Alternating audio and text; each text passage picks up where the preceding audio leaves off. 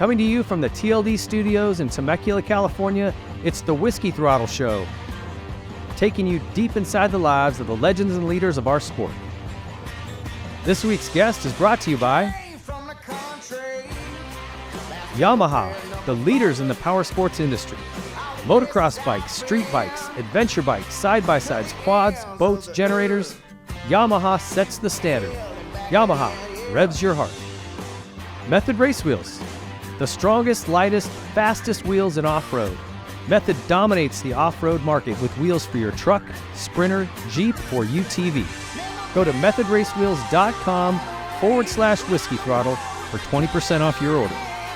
Troy Lee Designs, built for the world's fastest racers. TLD blends elite level protection with industry-leading style and performance. Moto, bike, helmet paint, casual wear, whatever your passion, Troy Lee Designs is waiting for you on the next level. Nihilo Concepts, enhance your riding experience with superior products like the Start-Stop Conversion Kit, Fuel Petcocks, Frame Grip Tape, Lever Grip, Grip Donuts, Secondary On Switch, Billet Foot Pegs, Billet Throttle Housings, and so much more. Nihilo Concepts produces exceptional products, all of which are made right here in America. And by SKDA. SKDA is the ultimate destination for exceptional motocross graphics, customer service, and artistic excellence. Trust them to elevate your ride and showcase your individuality on the track, making every ride an exceptional experience.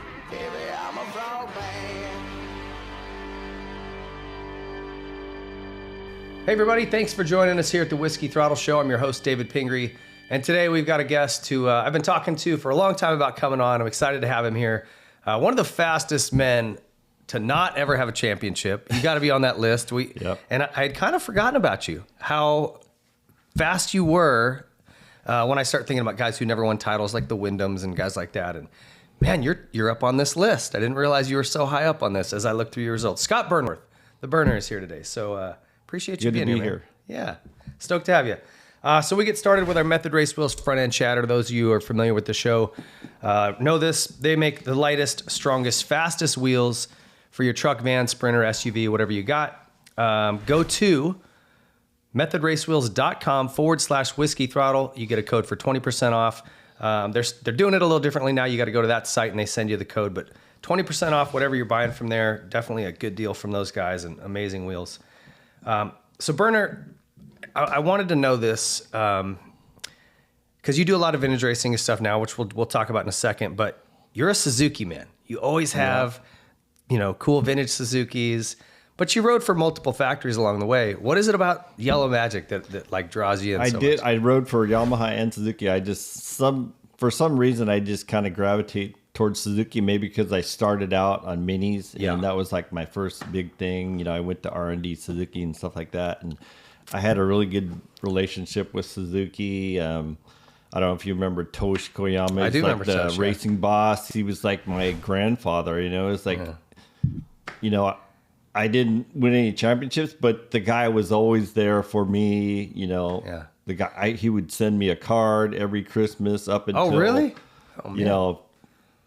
Till he passed away, pretty much. So. Did he pass? Yeah. Oh, I didn't know that. A while back. Yeah. Wow. Yeah. Yeah. Tosh was the man. Yeah. Tosh and Hide. Those were the two guys. There's something about it, because like I was a Suzuki amateur kid for 5 or 6 years. So I kind of have this soft spot for them too, and I see them kind of struggling these last handful of years, and I get sad. I'm like, man, don't go away. Come on, figure it out. Come on. That's the same thing for me. And then, that last Supercross that Roxon won, I'm just like, yes, this is so awesome, man. I was like so stoked. I was like in tears. It seems like finally. The only thing you like more than Suzuki are the Saints. You're also a big New Orleans Saints fan. What's that about? Well, I was a Charger fan way back in the day, and I just, Drew Brees, the whole thing, and then he went to the Saints, and it was just like, I kind of followed him and the culture, and it's just, we like it. We've been there a few times to go to the games, and it's just like, we love it. It's just awesome. Every Sunday, we find the nearest bar that has put on your black and gold. You're wearing their colors today, man. I was going to wear the hat, but I don't know. All right. And tell me about the vintage racing stuff, because this is one thing that I really like is that you still ride a lot. I can tell you still enjoy it. Not at the moment. I tore my meniscus. So. Oh, did you? Yeah, I'm on the sidelines right now. So. Well, but it feels good. But you do ride, up until that injury. Yeah. Like you're always riding, whether it's vintage stuff or whatever. And you've put together a couple of fun vintage races. You do the that Christmas, the Santa Claus Grand Prix down at the Boat Ranch. Yep. But you're involved in a lot of stuff like that. What is it about the vintage stuff that you love? I just like, going back. I like all the old stuff, the Jofas and the open faces and the clothes and vintage races. Half of it is about, having fun, not just going out and beating your buddy or getting first and then leaving. It's about getting over, finish your motos, go have a beer, get your trophy and hang out and talk and stuff. Yeah. So it's really cool. They remind me of racing when I started, so it kind of takes you back to what it used to be like. I think that's something that's neat about it. Yeah. I grew up racing in Montana and they're 10 years behind anyway. So when I grew up in the early 80s, it was like, it's just a family. It's like a big camping trip, basically. Everybody comes out and the kids are riding bicycles and the dads are drinking beer and there's a fire and everybody's barbecuing. It's just a fun. Yeah, we'll get into that maybe when we talked about where I started racing at Verona. It was exactly what you're talking about. It's more about going out there and camping for the weekend. And, we were going to race on Sunday, but what about today? There's a lot of fun to be had between now and then. Well, all right, we'll talk more about it because you've got some cool stuff coming up. But I want to just encourage you guys, if you haven't yet gone over to whiskeythrottlemedia.com, go check it out. We've got some really cool features over there, bike tests and projects and all kinds of features that I think you guys would be interested in, just unique content. We also have new merch over there that you can buy. We have a forum, all kinds of stuff. So check it out. And in the meantime, let's get to our guest story. He's brought to you by Yamaha. Sorry, Suzuki. Yamaha bringing you our guest today. So tell me about where you grew up. I remember you always talking about Hamul. Yeah. And RJ, I would hear him talk about it. He had a place to ride out there. Yeah. I always wondered if that was the same track that you guys rode on. Different place. It wasn't. We actually moved out there from San Diego. Like we just lived in the city. Okay. In like 1971, and it was just nothing out here. I was gonna say Hamul had to be just. It was nothing. Grass and trails and whatever, and a lot of horses, kind of like around here. Yeah. And then my dad built the house all by himself. It's like when he was building the house, we lived like a couple miles away at our neighbor's house in a trailer for a while, and when he's building the house, it was like kind of gnarly. It was like, it's fun when you're a kid, Yeah. You don't have to shower for, a week. No big deal. Yeah, now it'd be a nightmare, but as a kid, it was great. Yeah. Interesting how, I don't know, maybe you can speak to this. I don't want to put words in your mouth, but like your dad built a house, right? Yeah. I feel like every generation that goes on, we get kind of less able to do things. My dad could build a whole car motor and wire a whole electronic system with something like, and I'm not good at any of that. I can't do any of that stuff. Yeah, times have changed for sure. Right? Guys used to you had to figure it out because there wasn't, you couldn't afford to have someone build it or have someone afford to fix the car. So you're like, well, I guess I got to fix it myself. Yeah.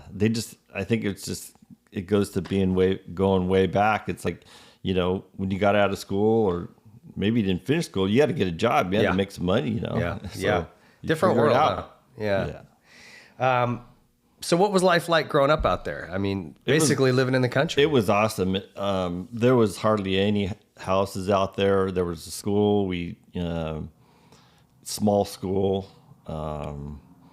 And just, we had all kinds of BMX bikes and BB guns and, all that stuff. So we would just, and we just go right out the back door, and go riding all day, go down to the corner and make jumps on our BMX bikes and, crash and, kid stuff. It was so awesome. Country living. That's awesome. Do you have siblings? Yeah, I have a half brother and a half sister and one brother. Okay. My brother, two of my brothers, they raced for a while, and my one brother Jeff got pretty good, like in CMC. Okay. Intermediate. Are they older or younger? He's older. They're older. older. Yeah, Okay. they're all older. Yeah, I'm the youngster. So. Okay. Did you guys do anything before you got into dirt bikes? Did you play any other sports, school sports, or anything like that? We played little league baseball. Me and my brother. Okay. For a few years, and it was okay.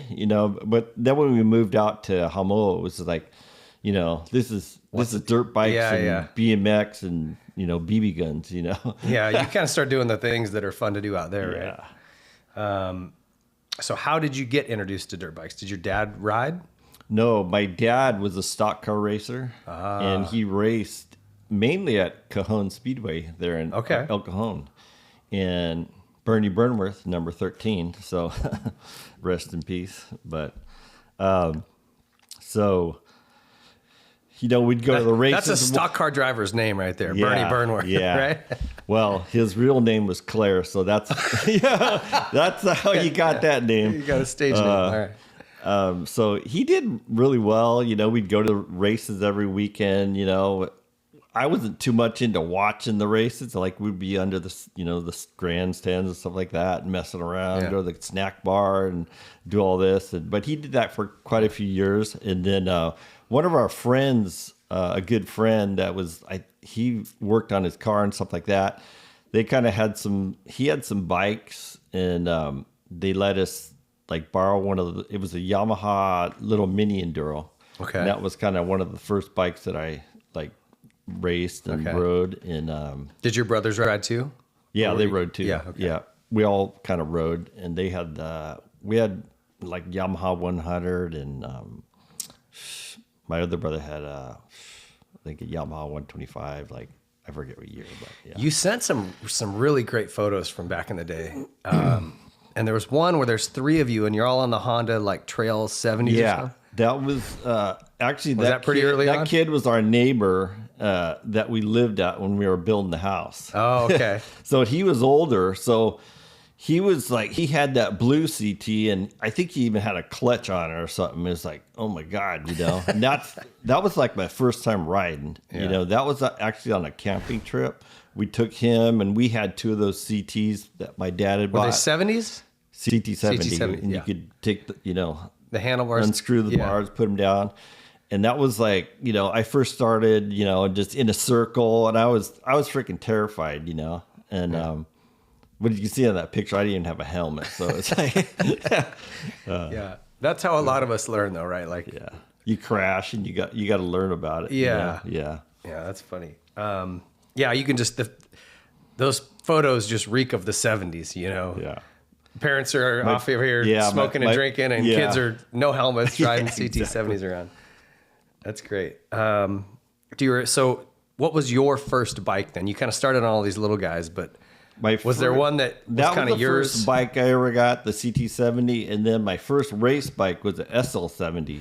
Okay. So it was kind of like the enduro. It had lights and everything like that. Yeah. So we stripped all that. That was kind of right before the XRs were coming out. Okay. So that was before what year was this? Because that would have been before there was. It was like 71 or something like that. Yeah. So before there was really motocross bikes specifically. That's you had why to kind of convert them. Yeah. They had steel fenders and lights and stuff, so we took all that stuff off. And I think I have one picture in there. It's pretty funny. And my uncle was a painter, like in a shop, and then. So he thought he was going to come up with this really bitchin', I'm going to do this tank design, red, white, and blue, like little, the tank was white, but he was going to put like the little dots, and then they take an airbrush and then, So when you take red and do that on white, it turns into pink. So I had a pink and blue and, tank. I'm like, well, I don't know. I don't love it. I don't know about this. Do you remember your first race? Or did you guys just kind of ride for a long time? We did ride. And what races was it? And then it? the first, I only remember where it was. It was more like a kind of like a enduro type thing. Yeah. It was just like, there's no tractors making a track or anything. It was just like, make some little obstacles here. It was out in Live Oak Springs, which is east out there, east San Diego. And I don't know. I don't even remember the track or anything, but I was on that SL70. It was just like, I was a little scared, you know, it was like, it was all loose kind of sand and stuff. And, you know, I didn't do very good. Yeah. But that was my first memory. Most of us don't in our first race, but it's funny to remember, you know, think back to that. I raced a Yamaha 50 and they only made those, I think, for 1 year in 1980. Yeah. Anyway, I remember it vividly. I did terrible, but it was like kind of a silty track, and I'm crashing left and right. It's funny to remember those things. So did you guys, when you were that age, when you were younger, did you guys ever go to like Carlsbad or Saddleback and watch pro racing? No, there was a track called Four Corners, which is where Verona Oaks is right now. Ah, okay. Or right by there. That was like the big track down there. Carlsbad was, you know, obviously, you know, an hour away. And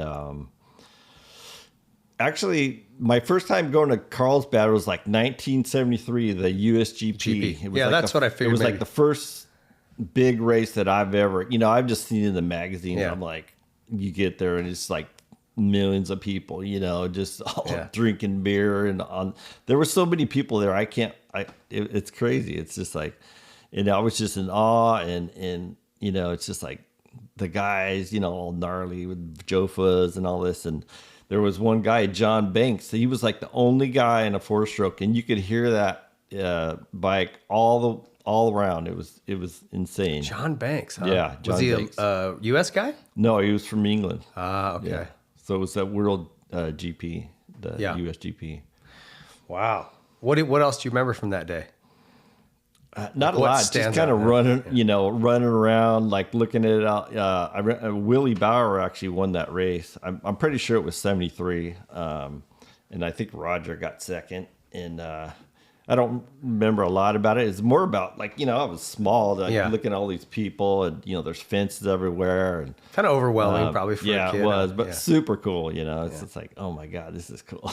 You got to see Roger race, man, at a GP. That's pretty cool. Yeah. He didn't do the greatest at Carlsbad. He didn't have the best luck. I feel sorry for him. Well, Carlsbad was, it was a weird animal. Like, that was unlike any other place you'd go. I gotta believe any place I've ever been. That was one of my. I'd say that's probably one of the tracks that I could go the fastest on, because I went there so many times growing up. CMC. You know, just every weekend, Saddleback, Carlsbad, Saddleback, Carlsbad. Yeah. You just learn that dirt. But if you don't know it, it's hard, because it starts out, you know, for those people who never got to ride Carlsbad, or people who have, you can relate. It's like in the morning it was greasy mud and you're like, they overwatered it or whatever, but it would come in and then be crazy sticky for this little window of time. Yep. And then it just turned into asphalt. Yeah. You know, they would flood it in the morning, and just like with sprinklers, it's like, oh my God, you know, sticky stuff. It'd take you an hour to get all the mud off your bike after practice. And then, like you said, it eventually like tack up, and it was really, you know, the berms weren't big, but you could like hit them, and then it dried out. It's like, if you had it dialed, man, you were like a second or two faster than a guy that was just, you know, a sand guy or something. So I did some endurance testing. This was Mitch's idea. He's like, you should go do endurance testing for Kawasaki. It'd be good training for you. Well, you just go out and you do like 3 40-minute motos. They're like, I don't care how fast you go, just 40 minutes, you know, keep going. Well, after so many freaking laps around Carlsbad, you start to figure out, like, oh, if I just move over a foot here, well, that's better. Oh, okay. And then I can miss these bumps if I go up on here. There's these little line changes that don't look like much, but just a little shift. That's right. And it makes all the difference, right? And I watched guys. And local guys were like, amazing. Just move over, and you know this little line over here. Yeah. You know, there's a little bit of fence on here. You go, Yeah, some guys would ride on the fence. You know, where the fence would be laid down. They'd be on the chain link. Oh, it's good traction if you catch the chain link. There's all these little tricks to that place. Yeah, and then when I rode for Suzuki, I did what you said. They had the production testing out there. Ron Turner and Clint Hardick and some of us, like, they'd send me out there, just go test some bikes, you know, just do a bunch of laps, you know. So it was just like, I had to play dialed, you know, just ruin those bikes, you know. Yeah, and I mean, if they're going to pay you to go out and ride, it's like, all right. Yeah. Laps. So anyway, that was just an interesting track. I would say I understand why Roger would not like it or have a hard time Yeah, adapting. the Euro it's just guys unlike didn't anything. like it. I don't think the Euro guys liked it because that GP would always be in the summer, and it would be. It gets hot there. It gets amazingly hot, like 90. Crazy. Yeah, and guys passing out. I also think, I mean, I was riding there in the mid 90s, so bikes were better. Like I think back to the 70s. Yeah. Going down the downhill on those. Gnarly. Yeah, it would be really nice. So I started racing there in like 76. I put one picture in there. I'm going over the drop off. Oh yeah, the Devil's Drop. Yeah. That's my 70 it's like 76 YZ80 dual shock, I can't imagine that thing felt good But coming down. before that, I had the 73 YZ80A with the lay down shocks and the Gucci kit and all this. I think that was one of my first races there. And it had a down pipe. And after the race, it's like there was no pipe left, because it would just, it bottomed so many times it was done. My dad's all, we're done with this Carlsbad shit on this thing. Yeah, that dirt, it was literally as hard as asphalt. Yeah. It was crazy when it would dry up. You didn't want to crash. No. What pro riders did you kind of look up to in that era? Well, when I was younger, it was all about the magazines a lot because we didn't go a lot of races, locally. And, if we did, it was just like four corners, there'd be, Brock started out there and some of the older guys, Ted Weeks and... was Tripes or Smith, Marty Smith, those Marty, guys out there? Marty Tripes. Yeah, Marty Smith. I don't know if Marty raced a lot of local stuff, Tommy Croft and there was a ton of guys that came out of there. Yeah, I mean, you were in the Cajon zone basically. Yeah, in its heyday, so you got to see a lot of that. But if you had to pick, kind of as you were growing up and an amateur kid getting into being a better racer, who were the guys you looked up to? Obviously Brock and all the guys, right before I came up, Tripes, Marty Smith, all those guys. Yeah, there's so many of them. It's like, it was stacked. Was there any local kids that you rode with that stuck with it also and ended up turning pro? Just like RJ Dogger. Oh, so you grew up with them as kids? Yeah. Yeah. Okay. Yeah, at Verona. So that's kind of backing up. That started in like 73, 74. And my dad was kind of part of it, like creating the place, getting it going. Oh, is that right? My dad was the president of CMMC, the club, for a couple of years. And so every weekend we'd go out there, Saturday camp out, Sunday race. And, my dad, they'd be all working on the track. And it was pretty cool. Yeah. I think I first went to Verona in maybe 85, would have been the first time. And I mean, what a cool place. Just buried in all these oak trees, and the track was a little rocky back then. I don't know. Yeah, it's probably still a little rocky. Still a little rocky. But just a fun layout. And it was like, it had its own crowd of people down there, Yeah. They actually, when back in the day, NMA had some nationals there. So there were some pretty big races there. Actually, Brock raced there, and, Ward, Myerscough, Mike Brown. They were huge races, and that was kind of like would help me, have those guys come down. Was it Golden State races? No, this was NMA, like NMA, okay. National NMA Nationals. Huh? Yeah. Okay. I remember. I think I'm going there in the late '80s for Transcals then, or there was something. Yeah, there was some type of races. CMC was doing some races there. Yeah. For a while. Okay. Neat place. So, tell me about 77. You were the mini bike champ. It shows that in this bio that I read on you. Mini bike champ. Where was this, the CMMC? Yeah. stuff? So instead of Loretta Lynn's, it was. It didn't exist. It was Ponca City. It was NMA. Okay. And that was NMA. So that was the big thing then. And so we, let's see, what was before that was back in like Oklahoma, or no, that was Ponca City, and then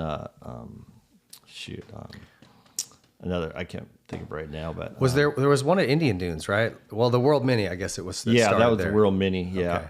I don't remember what year that was though. Maybe early 80s? That was like, that was like early.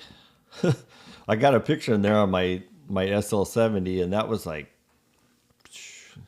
like 75, 76. Oh, really? Yeah. Okay, so it goes way back. Yeah. And then like Kyle Fleming, Bruce Bunch, Rick Hemme, were those guys in your age group too? Or No, they were younger? They were a lot younger. Oh, a lot younger. Yeah. Okay. Maybe, I don't know, maybe about 10 years. Oh, okay. Yeah. Yeah, I kind of just missed them too, so I wasn't sure where they fit into that. So my first real big deal was like my dad was buying the bikes. I got help from shops, Lucky Yamaha or whatever down there. And so somehow I got hooked up with Dean at R&D. And then, hey, we want you to try this bike, It was like that Suzuki. It was a Suzuki 80, just all modded out, Acorant firm rim. It had Elsinore front forks, like cut down, like painted red, laid down shocks, cross up swing arm. The thing was badass. Yeah. And a lot of handmade pipe. Yeah. Dean, they had some guy that made the pipes that was just like, artist. And the thing was so fast. It was just like, oh my God, this is incredible. Yeah. There was DMC Kawasaki's and R&D Suzuki 80s and 60s. Man, those guys, the stuff they would build was it was art. Yeah. And I think there's still a Yamaha up at Troy's that was Eddie Hicks's bike. Yeah. That Dave Miller built. So you can go see it if you've never been to the Troy Designs Museum. But those things were works of art. So what year would that have been? That was like 78. 78. Yeah, when I first started riding for R&D. Do you have any pictures of that thing? Somewhere. I don't have them here. Okay. But I asked Dean too, and he doesn't have a lot too. And I have a couple pictures of us at Ponca City after I won, and with my trophies and all this, and Tosh is there, and it was pretty cool. Yeah. So when would you say you got kind of more serious about racing, or was there a point where you kind of took off and started doing really well? It was about that, like about that 1977, 78, when I was, we were racing at Verona, I won a lot there, and we go to the other regional, whatever. We used to go to Phoenix a lot. Canyon Raceway? Remember which? Yeah, I think it was. Yeah. Had like a big downhill. Big jump down. Yeah, that was pretty cool. We'd go there. They'd have races there in the summer, and we're like, it's like 120 in the day. So it would all be at night. So it's like all these sketchy lights out there. Everyone's like, you're a kid. You didn't really care. That was my home track. That's where I grew up. Yeah. Yeah, it was great. Yeah. They used to have the Cycle-Am Classic. You remember Cycle-Am, that company? The Fenders. Fenders. Yeah. And then the Bosch Classic. Those were like the two big, kind of invitational races or whatever they call them. And they were big. Yeah, I think RJ came to one year.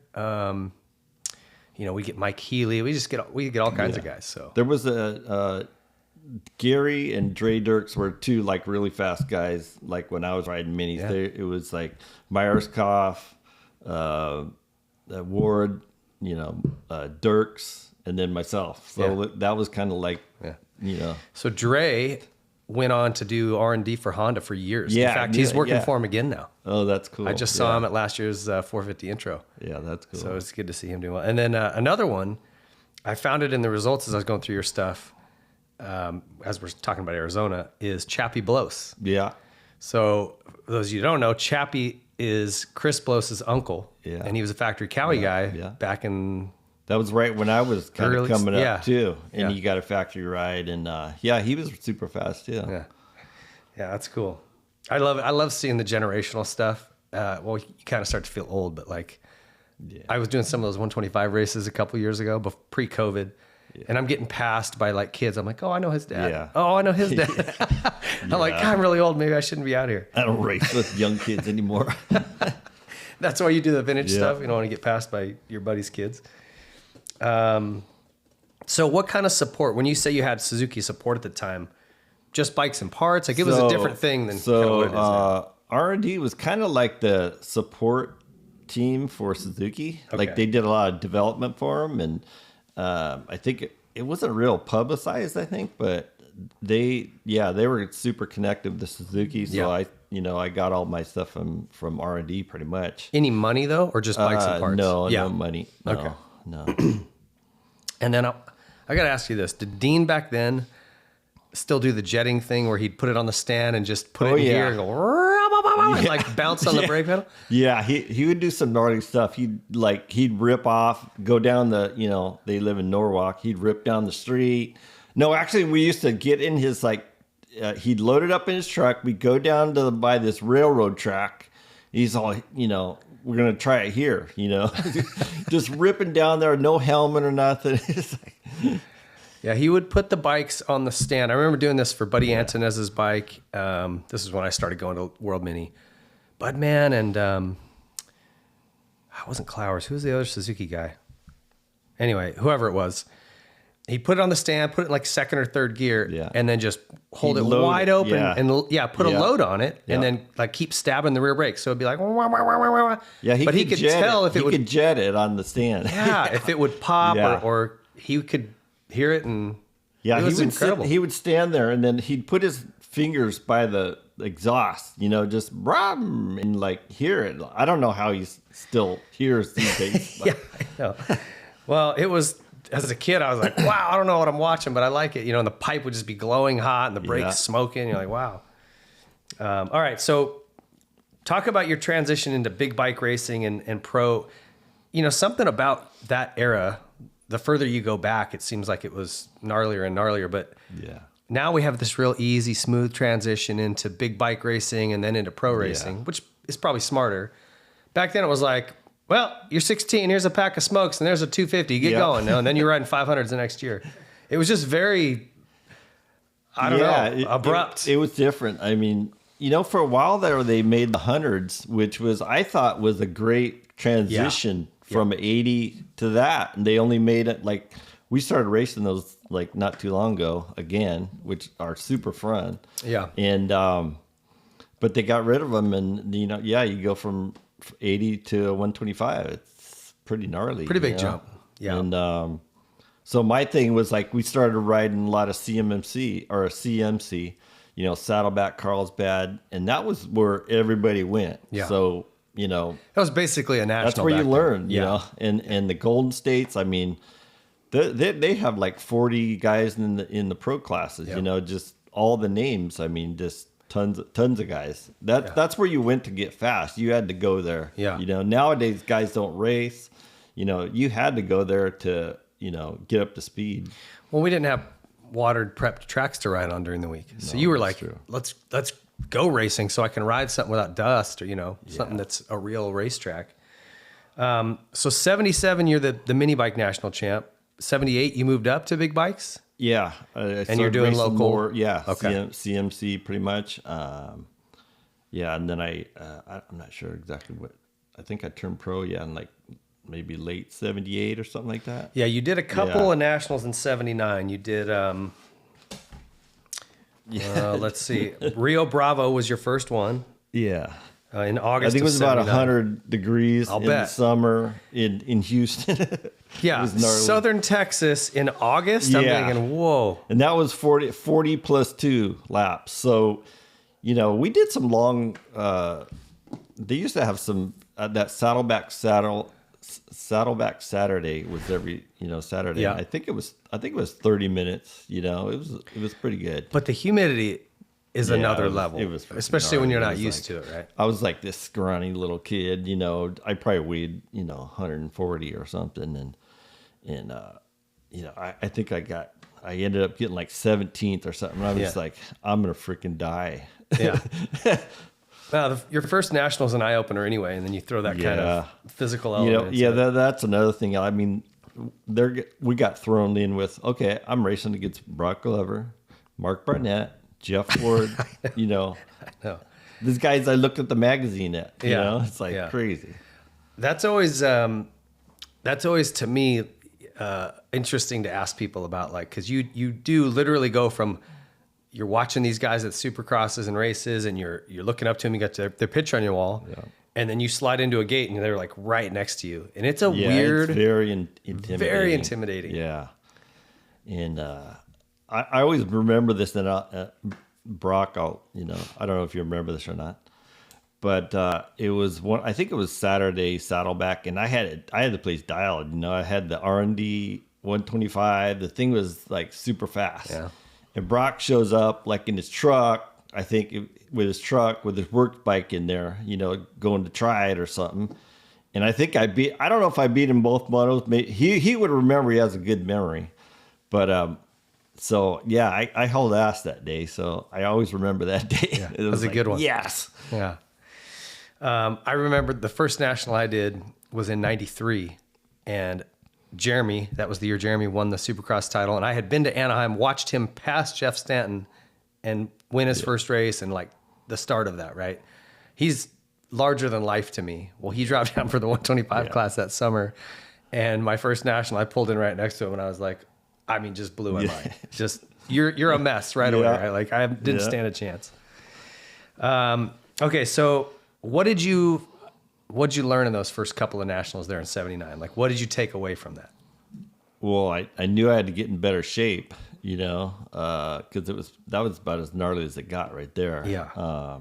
Second one was at Broome, Tioga in August, still potentially hot. And it's not as, it's not as like loose, a lot of rocks and stuff like that. And the same thing, it was like, I'd never been there before. And, it's just gnarly going to a national when you're young like that and you're just going, God, you're so intimidated. It's like, I just want to finish in the top 10 or something. Yeah. So I ended up like going down this, there was a big downhill.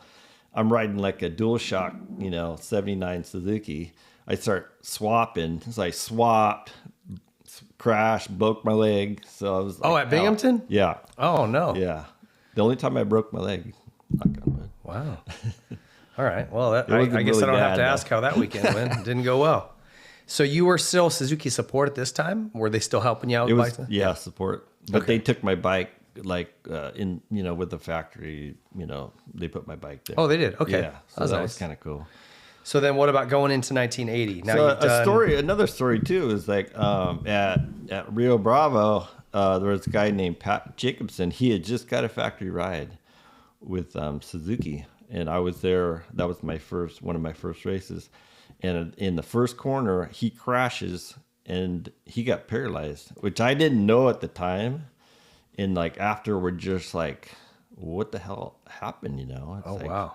Yeah, it was super gnarly. And then I never even heard the name, Pat Jacobson. Yeah, he's super fast from like Washington. Okay. Yeah. So interesting. Yeah, it's kind of.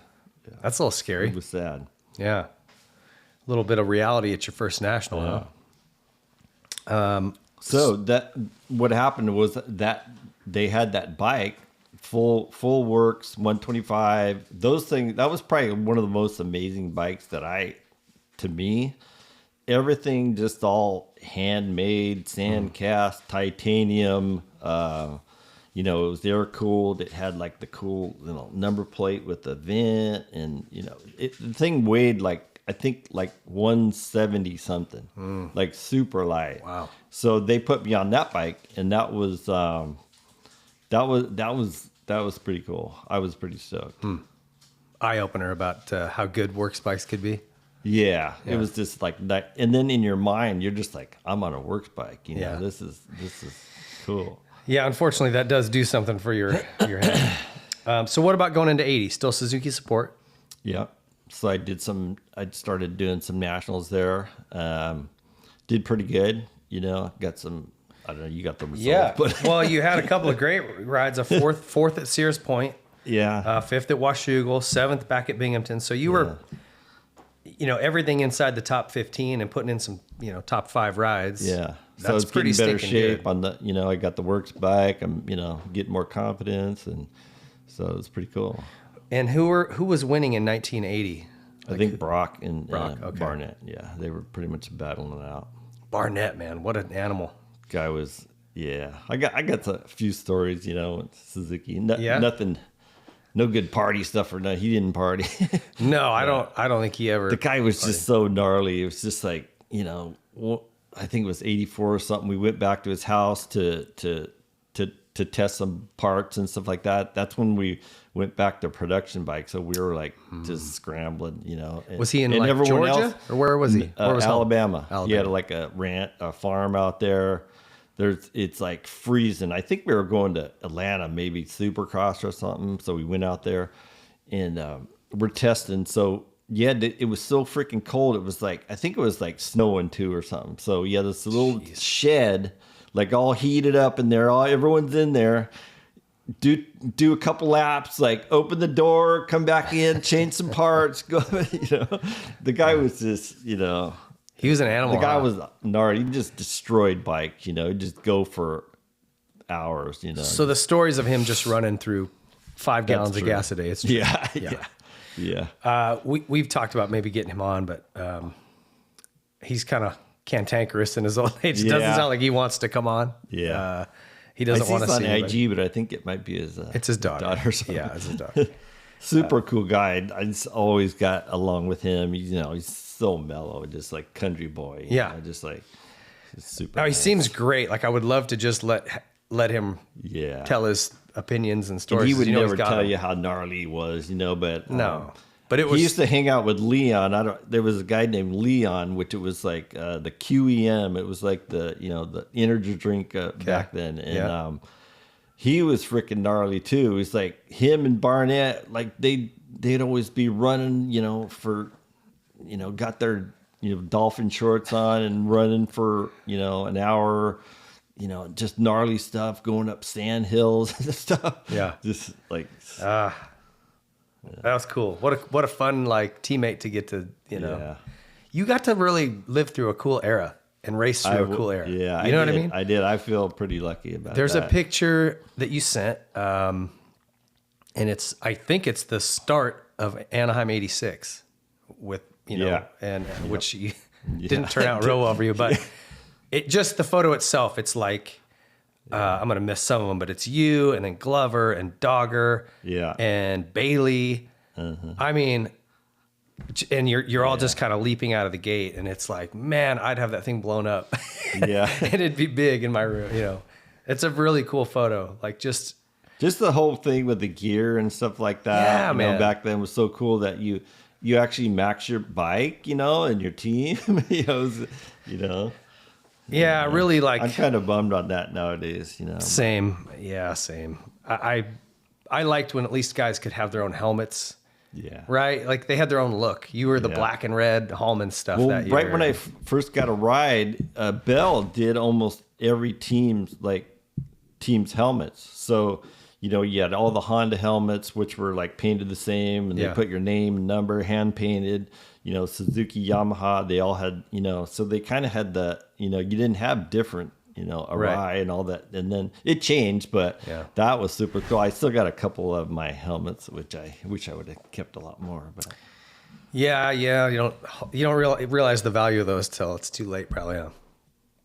Okay, so going to that 80 season, you did really well, and you won Rookie of the Year too that year, right? Yeah, that's a pretty big deal. Pretty cool. Yeah, I was pretty stoked on that. So did that help your cause? Because in 81, you signed with Yamaha. Yeah. Hard to leave Suzuki? I mean, kind of what happened there? But for some reason, they didn't offer me something, or I don't remember what happened. But and then I was kind of good friends with Brock too, so I'm sure that helped a little bit. I don't know. You could probably tell the story better than I, but so they offered me a ride. I'm like, holy crap! It's like. It was Bob Hanna, Brock Glover, Mike Bell, and myself.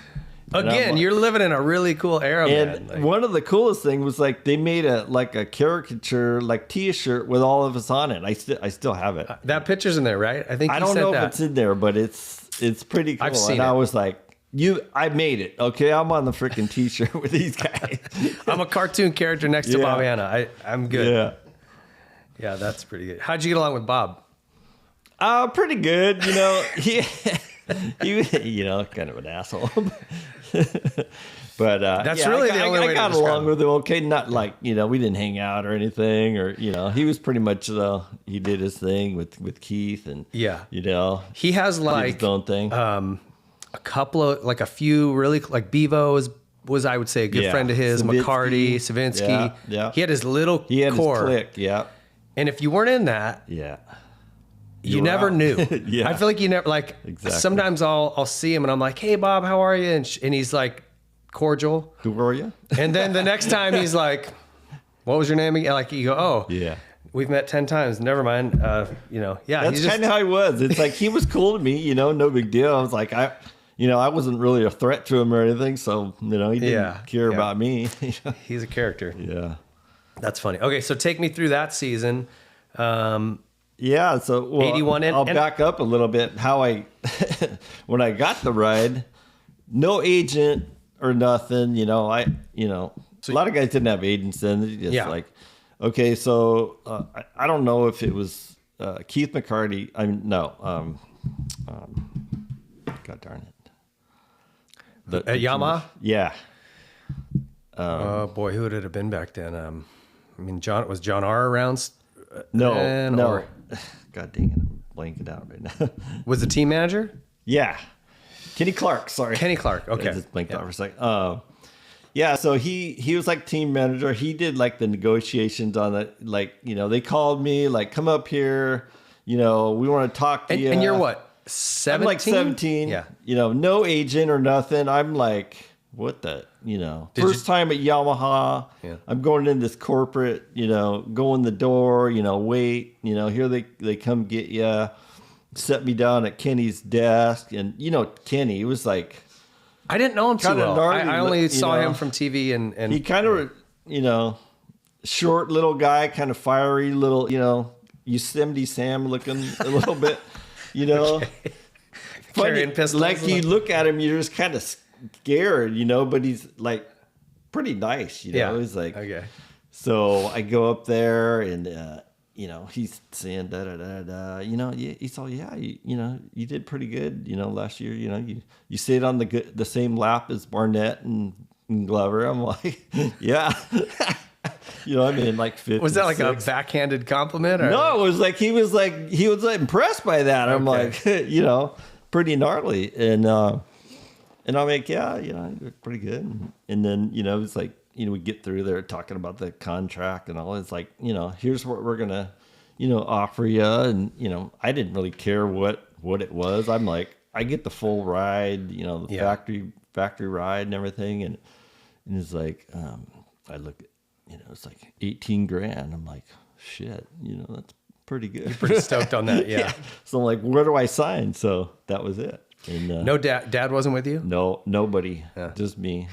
So. It's probably not the same these days because everybody does have an agent and all that, but how cool, like what an education, right?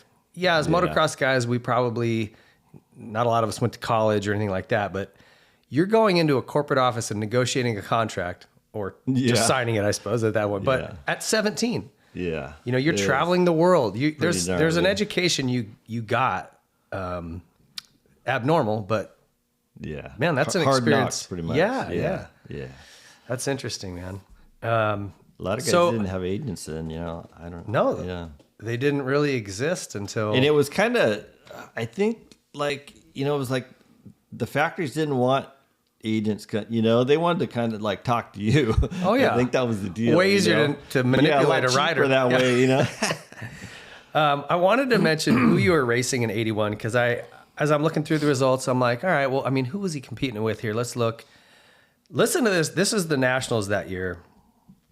81, you got Wardy, Mark Barnett, Gibson, Magoo, Johnny O, Cantalupi, Kehoe, and then I mentioned Chappie Blows, I like to say, because he's, I recognize the name, but man, heavy hitters. Like that class was no joke. Gnarly. You're in the top 10. You're doing good. Yeah, and you were 6th overall with a podium at Carlsbad. You had a 4th at Saddleback.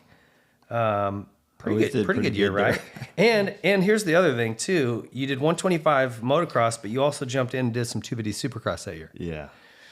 Which again, this is something that like doesn't happen too much anymore. It was super gnarly because it's like you said, there was no transition. Like now you're learning for a few years before you're, going Supercross. Right. Then it was like, I'm riding out in Hamul and, you know, on these trails and like, hey, you know, we're going to Anaheim, you know, let's figure it out. Yeah.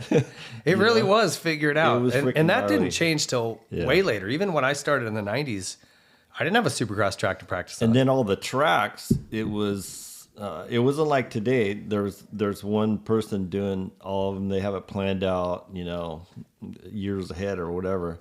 And it, you know, they have drawings and all this. Everyone was a freestyle. It was like, okay, there's a 100-foot, you know, quad right here. It's like not meant to be a quad, but someone does it and then you're going to have to do it. They weren't built well back then. No. You know, like the transitions would be sharp I mean, you look at like 86 Anaheim, it looked like a enduro cross or something. It's like, it's, you narrow, know, 10 foot wide in one section. It's got some sketchy bumps. It's, you know, that was right after they got rid of like, you know, the water crossings and stuff. Go up in the stand, you know. But I will say this, like I watched 95 Daytona the other night. It just came through my YouTube feed and I watched it.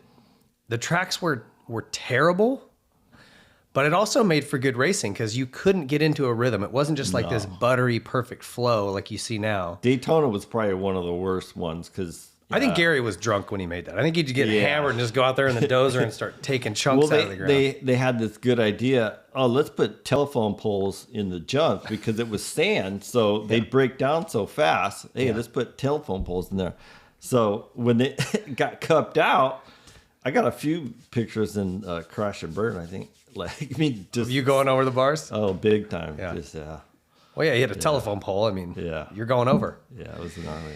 All right, so take me through that 81 season. You know, what do you recall from that year? Were you on pace with those leaders at any point, like up there battling with Wardy and Barnett?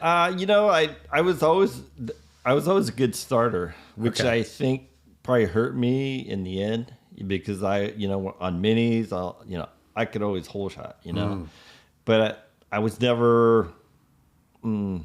I didn't have to fight my way to the front. Right. So I think that kind of hurt me, you know, down the road. If you got a bad start, you kind just of like RJ, he wasn't a good starter, but he always had to fight his way back, you know, and he's always, you know, passing people. And so I think that helped him a lot in the end. Yeah. It doesn't develop that skill of charging through, right? No. Yeah, I get it.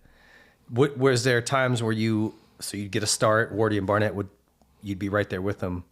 What did you notice about those two? Like, what stood out about their speed or things they were doing?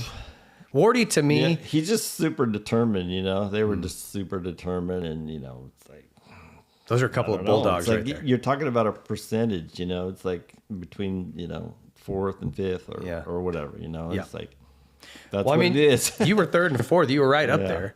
Yeah. But I would put Wardy as one of the best all-time racers ever. And people that didn't get to see him race, man, it didn't matter if it was 125s, 250s, 500s, indoor, outdoor, supermoto, IndyCar racing, now bicycles. Yeah, so that guy's a racer. When I first started, he was like, you know, he's a couple of years older than me, and it was him and Myerscough. So it was like, you know, these are the gnarly guys, you know, and I was like 3rd, you know, all the time. And it was like, damn, these guys are freaking good. Good. You know? Yeah. And then finally I got my chance. So they left and went to race big bikes. Yeah. So tell me what the riding was like in Hamul.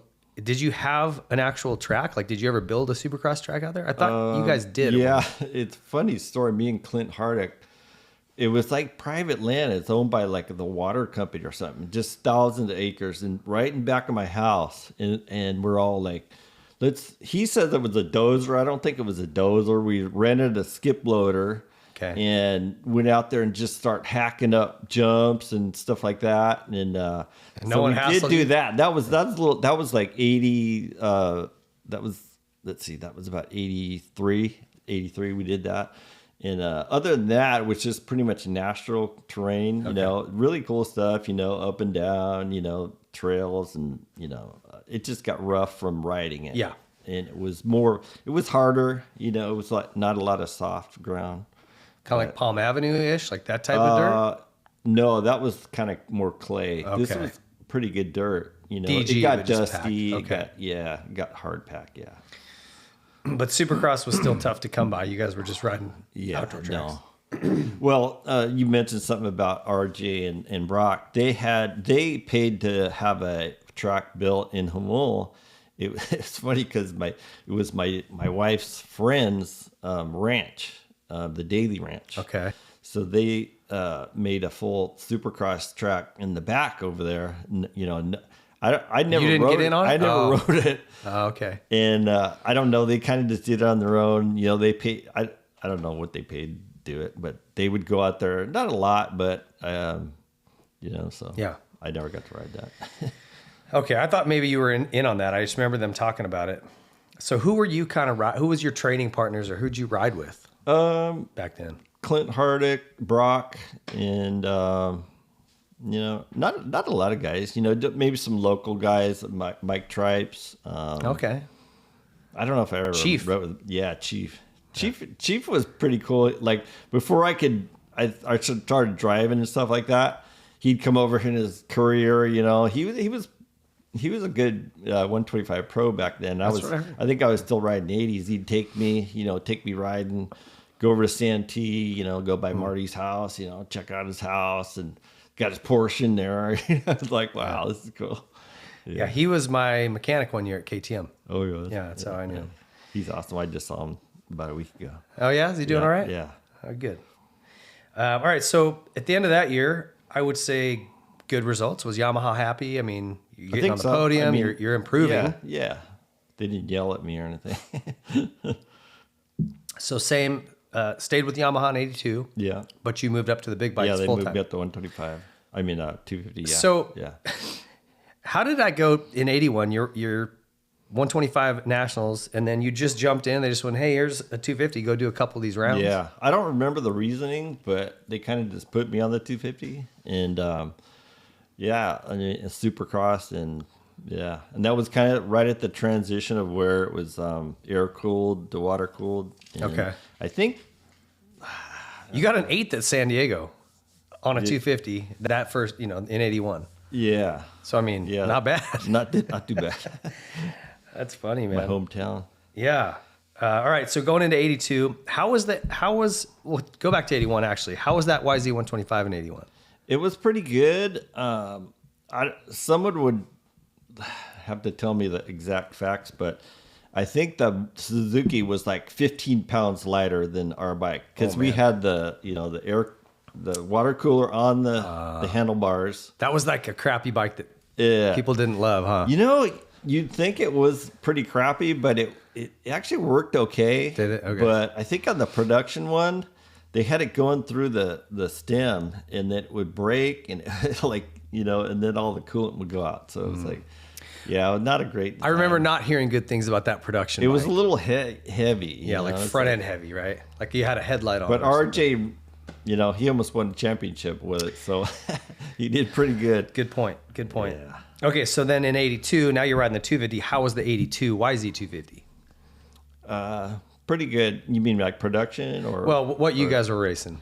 Yeah, we had to ride works bikes, and then we rode production bikes for practice, which was till like 84, right? Wasn't 84 Yamaha went to like production based race bikes? 80, because that's what Rick won in 84 on.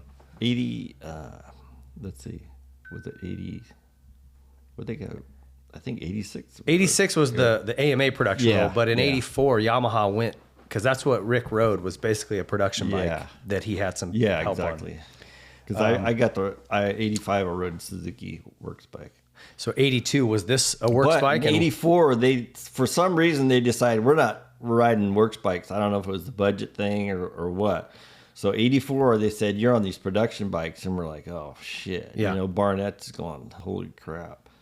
And we got them running pretty good, but they didn't handle that great, so we were struggling a little bit. Well, they talk about, anyone that had the opportunity to race works bikes talks about how the bike's an advantage a lot of times. It's great.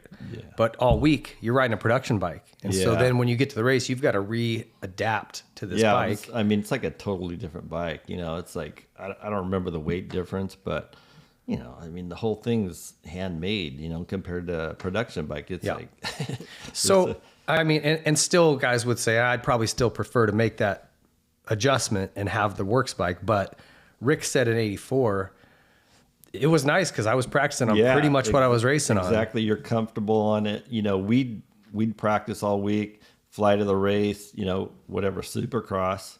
We jump on the works bike, and it takes you a while to get, acclimated again. Yeah, it's a very different machine. So take me through that 82 season. And you had a great year in 82. Yeah, I did pretty good. Luckily I didn't, crash and break anything. Had some good finishes, and the bike was decent. That was right when they kind of transitioned to the water cooled, and I was still riding the air cooled one. Oh, you were? It was pretty good. Yeah. Okay. And I think Brock was too. So, I don't remember.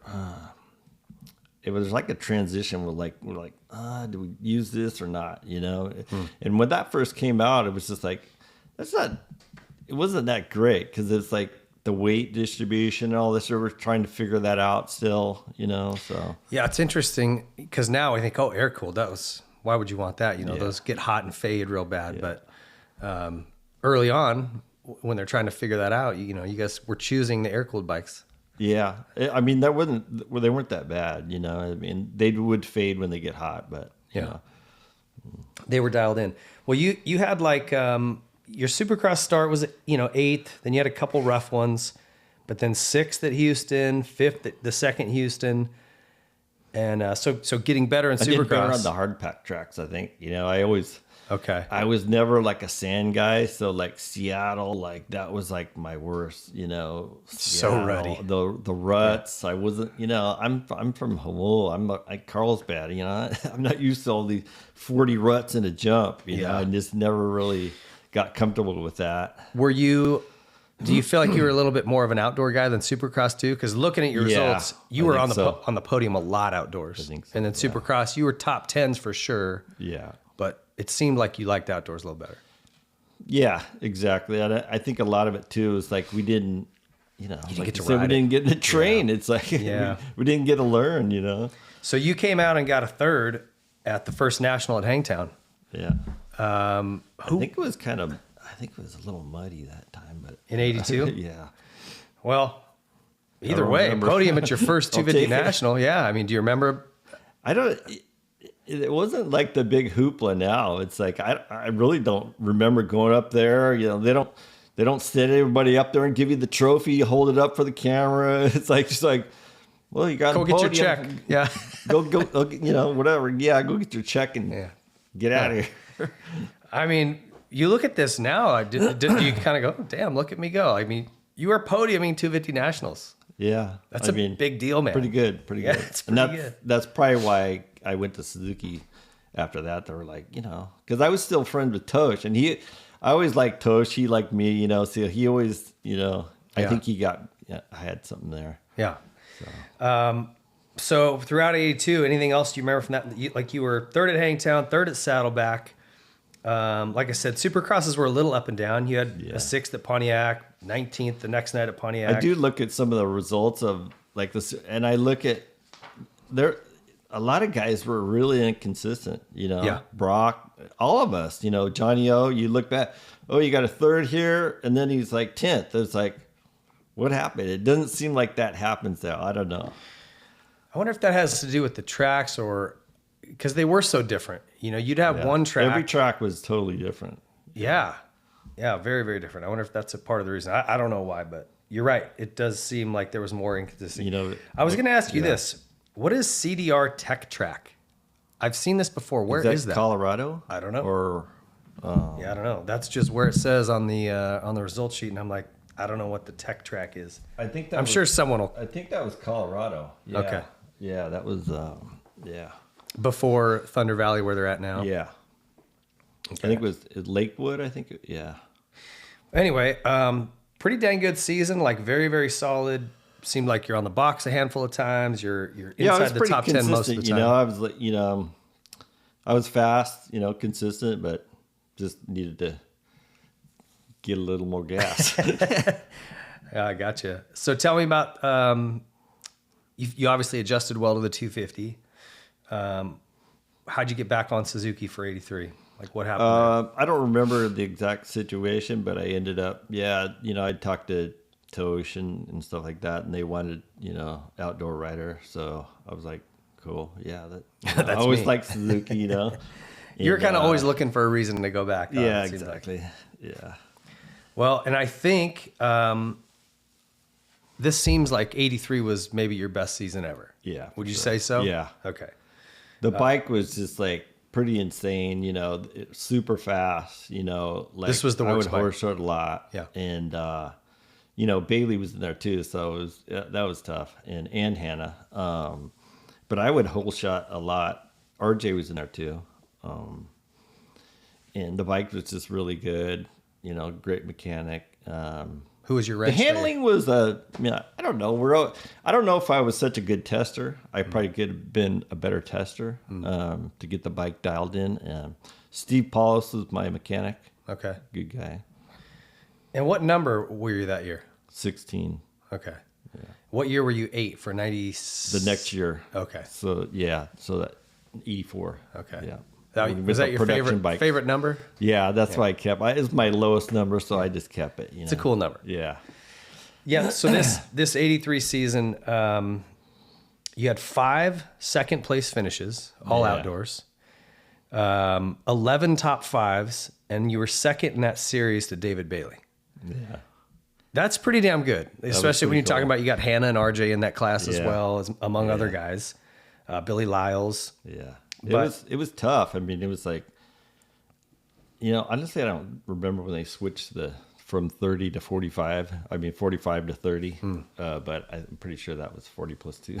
So it was gnarly, every weekend. And I came so close that I actually won a moto in Gainesville. And then the second moto, I crashed.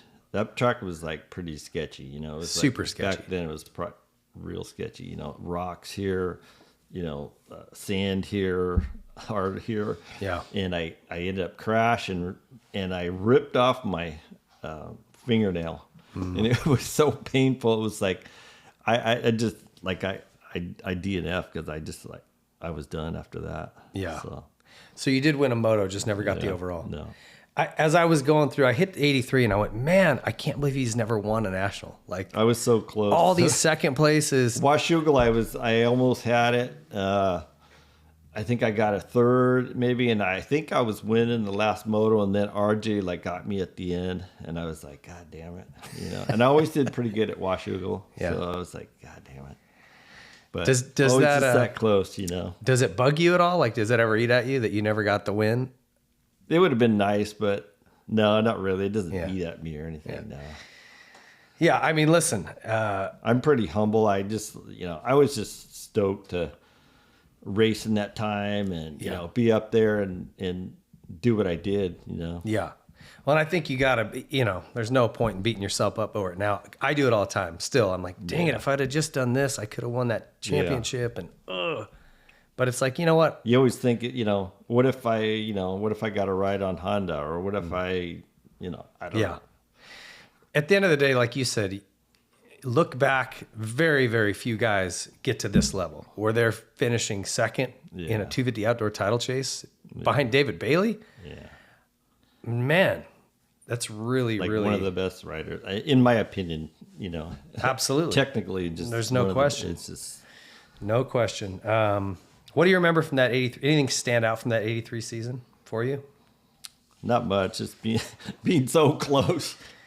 Yeah. One thing I was wearing O'Neill gear then, and in my contract it was like I had a pretty good contract, and it was like I think I got like $2,000 or something per race if I got. I think it was like 3 or 5 if I got first, So it was like 5 races in a row. So I made like $10,000. I was like, that's pretty cool. You're killing Jim's probably pissed, Yes, he probably was. So what happened at the end of that year? 83. So, and then Suzuki kept yeah, you, and then they said we're not doing the works bikes this year, and so we rode the production bikes. Everyone else was still kind of on the works bikes, which kind of sucked. And I looked not too long ago. I looked back at Anaheim 1, and I'm like, I didn't even remember. It was like I led the main for like 4 or 5 laps, and I was like in 84. Oh, yeah. Okay. Go back and look I'll at have it. to go watch it. I surprised myself. I'm like, holy shit! I got the whole shot, and I'm like leading for like 5 laps, and then finally I just like, I ended up getting like 5th or 6th. I got so pumped, I think I got arm pump, and I just like, Sometimes it's hard to hold shot and lead. I had that happen at Anaheim one year, and you got the crowd, you got, you just kind of pump up. And Anaheim 1, it's always like kind of a pressure thing. You want to do good, show everyone that you're it. Yeah. So how was that bike compared to your previous year's bike? Quite a bit off. Yeah. That's a bummer when you we go were backwards. Just struggling, just like, swapping. So suspension was probably the biggest thing. Like, I could rip some hole shots on that thing. It was pretty fast, but the suspension just wasn't quite there. I know Barnett struggled with it a lot. It wasn't a good progression, And then think about that time I had a few of my broken collarbones, because you go in the whoops and it would just like bottom and then spring you up. Just, there was no progression. Yeah. And your results weren't terrible, but you look at 84 compared to 83, it was definitely the wrong direction, right? The bike was definitely not quite as good. Still got a 3rd at Talladega. Yeah, what was that an asterisk on that one, because at the time there was kind of a dispute on who was running the races, and they had a thing called InSport and something else. So a few of the teams like protested. I think I forget. I think Honda didn't come. Okay. Maybe Yamaha, or I don't. I think it was just those two. Did it count for points or no? I think we got the points. I'm not totally sure, but I remember that was my only podium. So I think You'll take it. Won. Yeah. Was it inside the speedway? No, it was outside. Oh, okay. Or inside the speed. Yeah. Huh. Yeah. Interesting. Yeah, I don't think they've ever been back there that I know of. It was a pretty cool venue, I thought. All right. So anything stand out from that season? Anything else? I did some overseas races after I went to Bordeaux, France. I don't know, some big race in Bordeaux, France. And I think Danny Laporte there, like the Team Tam guys, it was AJ King and someone else. And was Lyles? Did he ride for them? No. I'm trying to think of who was on Team Tam. I remember that. And then, so I ended up winning that race. So that was like my only Supercross win, technically. Yeah. That was the era when guys were getting pretty good money to go over there. Yeah. Did you do a lot of racing? Not a ton, but I got to go to Italy and Belgium, and obviously Bercy. Yeah. That was fun. I didn't do a lot like some of the other guys. Yeah. I didn't get the huge money. But did you ever do anything weird like one of those hard crosses or beach race or anything? I did a beach race in Holland. Me and Bayer went in like 1986, and it was like they had this motocross race out on the beach sand, which was like, this is freaking awful. Yeah. It's like Holland, and I think we both did like really crappy, and I have some pictures. But right after the race, they just like mowed it down. They had a concert there, and it was like some band like Golden Earring or something, like big, it's so gnarly. And then me and Bayer just like, we'd hit the, Heineken bar after that. Yeah. So. Did they let you ride paddles or no? No. That would have been good there though. Yeah, I'd like to see that. It was awful. It was like bad weather, just beach sand. Like, I hate the sand. Well, when it's that bottomless Dutch sand, it's crazy. Okay, so 84, this bike's not great, kind of a rough season. What does Suzuki say at the end of the year? So I don't know if, I don't know what happened, but I don't know if it's a budget thing or, maybe, Barnett told him to take a leap. We needed works bikes, but we had works bikes the next year. Okay. So they were pretty good. Once again, like the handling a little bit off, not the best turning things, it's like so they didn't handle well, they didn't turn well, but they were fast. I got ripped a lot of hole shots. All right. Yeah. And you never rode 500s? No. Never liked them? I had, when I rode for Yamaha, they gave me a 465 just for like training and stuff like that. So that's about all I don't know if it was them or me, I was never really a 500 guy, but. Yeah, I just curious why, if there was a reason. I always wanted to ride that Super Bikers, which I never got to ride, and that looked pretty cool. It did look cool. You never did. I wanted to do that. Yeah. All right, so take me into '85. Back on Suzuki, you got works bikes back. Feeling better about that. My friend Ray, you might know him, Ray Tetherton. Buzzard was your guy. Oh man, Buzzard. So. Long story short, it's like he was working at a shop in Poway, and somehow I said the parts truck guy came up the job, and then somehow I got him the job, and then eventually he kind of worked his way up, and then he's my mechanic in '85. Yeah, he became a team manager and was team manager for years in the '90s. So he lived at my house and stuff, and we actually grew up together riding and stuff. Oh, is that right? Yeah. Buzzard. It was kind of cool. That's funny. So take me through that year. How did it go? Results wise, decent. Lots of 6th, 4th, 5th, 6th. Pretty decent. The bike was pretty good. Not bad, but a lot of competition. You're racing. I was just gonna say, '85, man. Wardy, RJ, Dogger. Like you're racing against some pretty heavy hitters. Bailey. Any good Dogger stories? Speaking of Dogger, you grew up around him. None down that there. I could. None for in here. Camera. Yeah, all right, gotcha. No, actually, to back up, when I first started riding at Verona, he was kind of a little bit younger, and then Dick, they started racing at Verona. We get to know camping and stuff, and so we all became good friends, and I'd go over to their house and spend the night and do whatever, and. So after that, we kind of graduated out of Verona, and then his dad was on the board of the CMMC too. So my dad was the president; he was on the board. So got to know Dick pretty good, and seemed like a good guy. It was awesome guy. Yeah, he just passed recently too. Bummer for Ronnie, but last year. Yeah. So what was Ronnie like as a kid?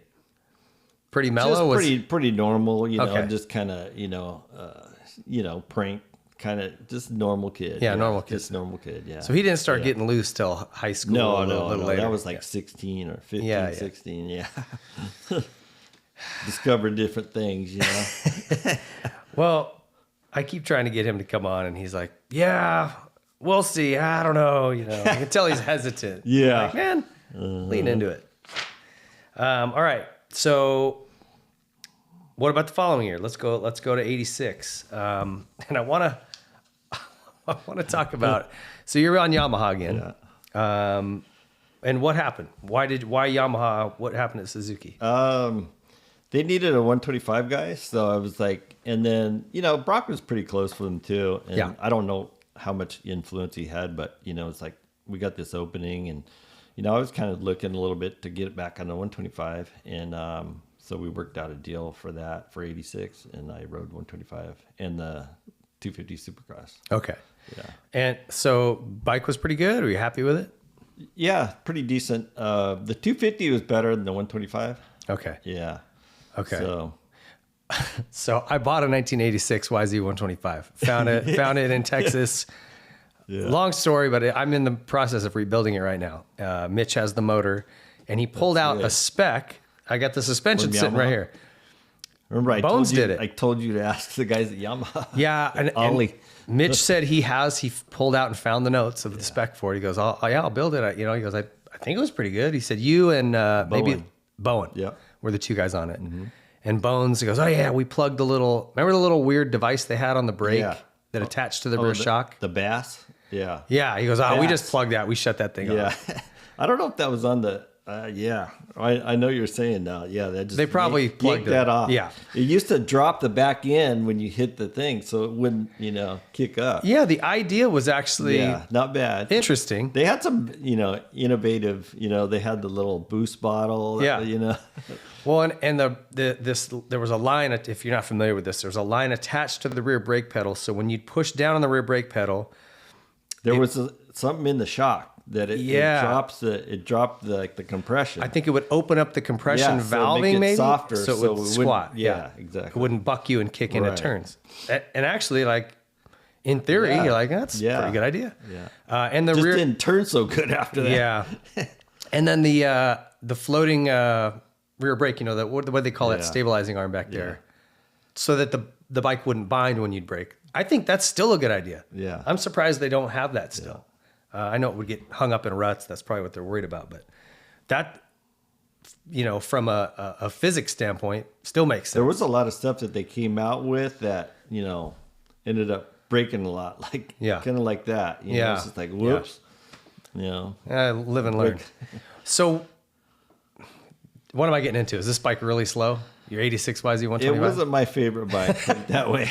All right. Yeah. Keep my expectations low. We started out the Golden State and I think with Huron or something like that. And it was like, man, this thing is freaking pretty slow, and that's when the 87 or 86 Honda, those things were, those 86 gnarly. Hondas were Kawis, Suzukis were all really good. Mm. So we struggled, and I don't know. I mean, I think we could have done better on the motor, but I don't know.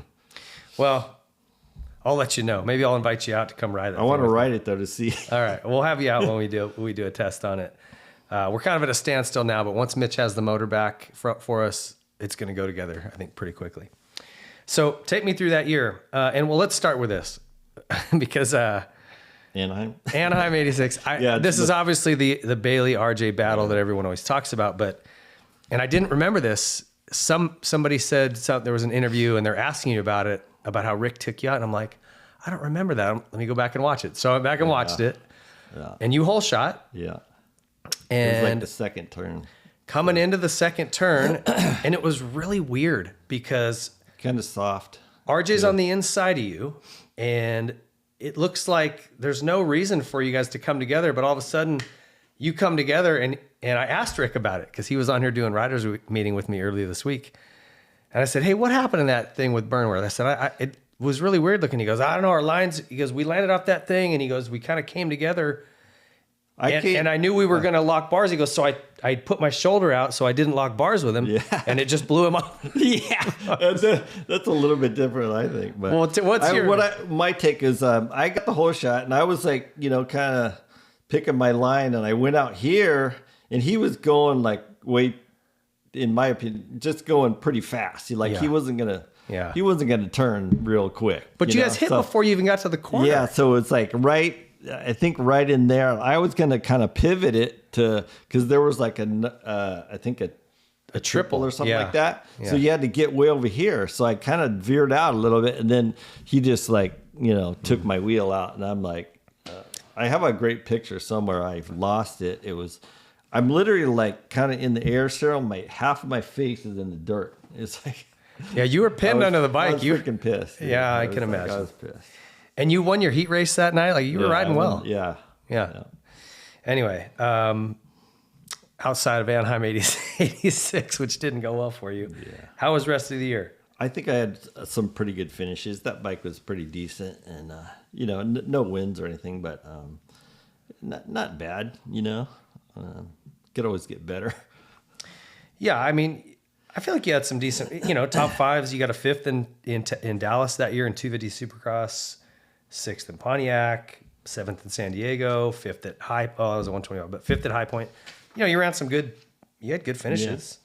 Fourth at Redbud, fourth at Axton.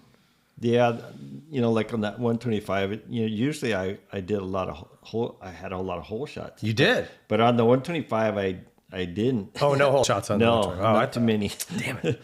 So I'm trying. I always looked at all the pictures back there. I'm like buried, and me and Bader Monet was actually riding the same.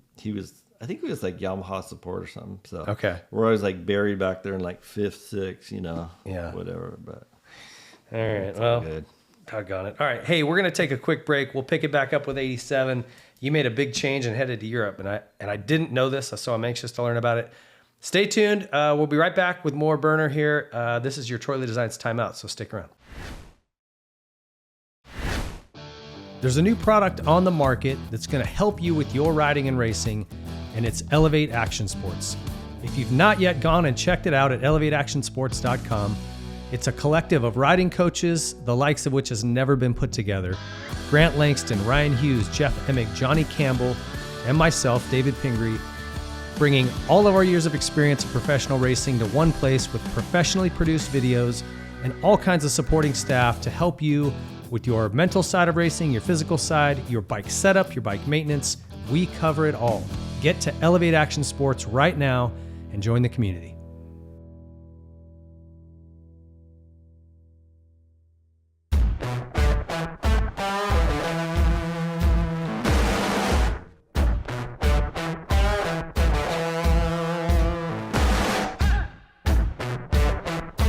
Dunlop.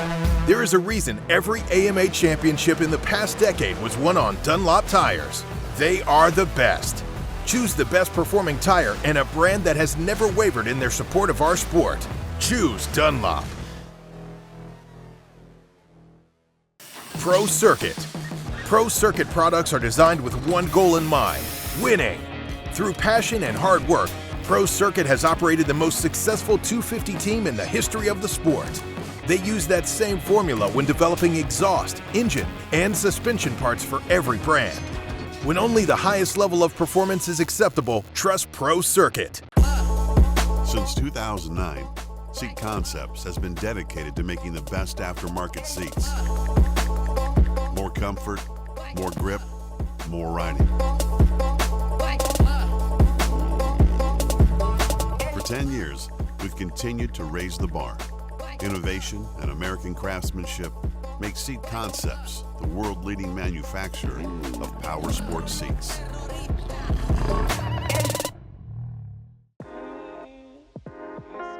Something from nothing. That's what Nihilo Concepts is about. It starts with a spark, an idea, a concept, which leads to a design, and finishes with engineered excellence with the highest quality products created with durability in mind. All our products are made in the USA at our state-of-the-art facility in Stuart, Florida. Whether you are a weekend warrior, ride for fun, or at the highest level of competition, Nihilo Concepts offers innovative titanium, aluminum, and carbon fiber parts for your dirt bike. We offer a wide variety of products that you can customize to your liking. Browse our site for foot pegs, brake tips, engine components, specialty tools, frame grip tape, lever grips, carbon fiber components, motor stands, our secondary on-switch, plus much more. Head to NihiloConcepts.com and see for yourself why factory teams like Red Bull KTM, Rockstar Husqvarna, Troy Lee Designs Gas, Orange Brigade, Club MX, KLM Gas, and some of the fastest riders in the world choose Nihilo Concepts.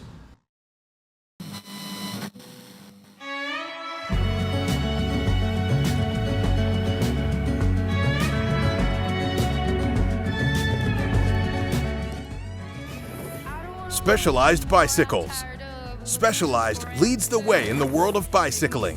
Whether it's cross-country racing, downhill, e-bikes, enduro, road, gravel, dual slalom, dirt jumping, or all mountain bikes that do it all, Specialized has the perfect ride for you. The brand is synonymous with engineering excellence and innovation that steers the industry. Visit your local Specialized dealer for a test ride and see just how good Specialized products are. I try to keep on keeping on.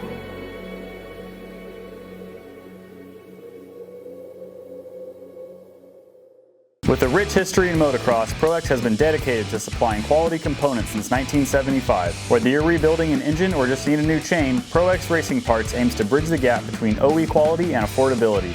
ProX has over 9,000 part numbers and over 60 different product types that are manufactured by highly reputable or even OEM suppliers and are offered at affordable prices to help keep riders on the bike instead of in the garage. Visit ProX.com to search parts for your bike or check them out at your favorite online or local dealer. Audio Jungle. The guys are just breaking in their race bikes, which will leave on the semi this Saturday to go to the first Supercross for our coast in Orlando.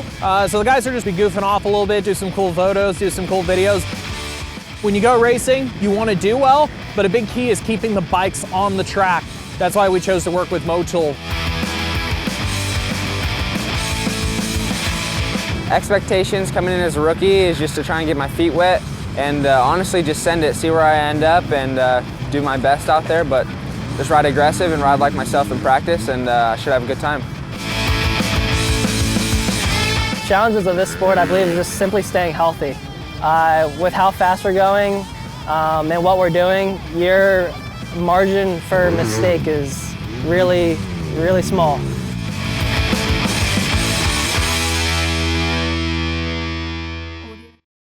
Stay Sick.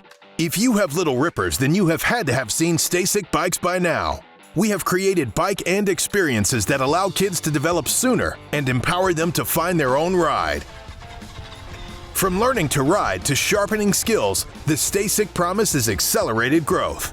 Whatever path your family chooses, it's going to be the ride of your life. Stay Sick Stability Cycles. I'm on vacation every single day because I love my occupation.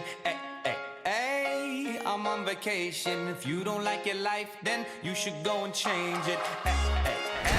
All right, welcome back. That was your Troy Lee Designs timeout. If you guys have not been over to troyleedesigns.com, get over and check it out. The new GP Pro gear line is all out. We did a photo shoot out at Beaumont, really fun day with Jeremy McGrath and Cole Seeley, kind of showing off all this new stuff, and really it's super affordable stuff. It's not their very highest end, but the materials are the same. The design is cool, typical TLD design looking stuff. And they've really thought about everything for just sort of the casual rider. It's got a little pocket that fits an iPhone perfectly in your pant, or if you're putting keys or just whatever you can have in there. But this gear is really kind of the do-it-all stuff, and super affordable, very, very cool looking. So check it out. Troy Lee Designs has all kinds of rad stuff going on. All right, Burner, getting back to you here. I didn't know that you went to Europe at all. I was pretty young when that happened, but you weren't born yet. No, I was, 12 or 13, but TV coverage sucked. Yeah. Basic media coverage sucked of our sport back then. You had to wait for weeks and weeks for Cycle News. I wasn't really following Grand Prix stuff too much. So tell me about this. End of 86, you're coming off some good seasons here. You're on the top 5 in nationals. You're, winning heat races at Supercrosses. Like, why Europe? What did you not have any decent offers here? Yeah, so I didn't have any offers. No agent, so yeah, But actually, my old friend of mine, he works for a construction company now, but he's kind of a smart guy, whatever. I went to school together. It's like I'm gonna make my own team, This it wasn't huge then. It was like not nowadays, It's like I'm gonna try to put a couple guys together, get some money, get a couple bikes, and see what we can do, and put together like these, Xerox, nice little books and stuff, and set them out and all this stuff. But I didn't ended up getting anything for that, so I bought a bike. Went down to like the Honda shop, bought a bike, 87 CR 250, like one of the best bikes ever. First time you'd ever ridden a Honda? Yeah, I wasn't not a Honda guy, but and then I had called Mitch, and he said, "Oh yeah, bring it up, we'll dial it in for you." They did everything, like the motor and the suspension and everything, and it was a really good bike. It was the only bike that I had, so I didn't want to go wreck it practicing it. It was like so nice and everything. So I didn't have a lot of time on it. Didn't get real comfortable. So I went to Anaheim on my own and showed up, and I was number 20. I still have the helmet the Troy lead paint. It's pretty cool. Yeah. But, so I show up in Anaheim, just didn't feel comfortable. The bike was really fast and everything. It's just like, I didn't feel comfortable on it. I didn't make the main, you know, so it was like, that was it. And then I don't know how I got hooked up, but there's two guys from Spain. They came up. I don't remember, after the race or something like that. And they said, hey, we're looking for a guy to come over and race the Spanish National Championships. They were the KTM importer. They're just out of Barcelona. Okay. And I'm like, you know, I met with them like the next day, like at a hotel in San Diego, and you know, the one guy didn't speak English, so there's this younger guy, you know, kind of translating and stuff. You know, so we worked out a deal. It was, you know, it's not a lot of money or anything, but I was like, you know, I got nothing else to do. I'm like, you know, young. How many rounds was the Spanish series? I don't remember. It was probably, you know, 10 races or something like that. But the bummer about it was that I couldn't get any points, so I couldn't win the championship. So they just wanted, you know, they just wanted race wins and that. So so that kind of takes the pressure off. Yeah. So I ended up going over there and I got an apartment. They got me an apartment and everything. And I mean, it was like, you know, this is old school cobblestones, you know. I'm like, you know, go up the stairs in this little apartment. It's like all concrete, and it was nice fixed up and everything. And you weren't married at the time, so you're single, right? Yeah. Yeah, just by yourself. Yeah. I had still had my house, you know, in El Cajon, and I think my brother might have been living there. I don't know, or my friends. But I stayed over there, and you know, there was no internet, nothing like that. I would every now and again I'd like get on the phone. It's like, you know, try to call home, and it was all, you know, nine hours difference or whatever, and it was like, you know, I get a little homesick, you know, and because you don't know. It was fun. It was really fun. There. Really fun. You know, good for the culture. You know, the food. You know, I liked Spain a lot. I'd like to go back there again. You know, one of the guy that was a friend of the importer, like in this, it's a little town, like about 40 minutes from inland of Barcelona. Called Manresa, and his dad was like a big construction guy in the town, so like lots of money, you know. So they actually owned like a big discotheque, which is like a big, huge club in the thing. Just like, what's this place doing in this little town? You know, this town is like probably, I don't know, 30,000 people, or I don't know what it is, but it's hard to say, but. So we could go to the club, you know, we go in there and you got your little thing with they're into whiskey over there, you know, like your bottle and all this stuff. So at like, you know, 3 a.m. or something, Mom's like, I can't do this, bro. You know, I got to go to bed, you know?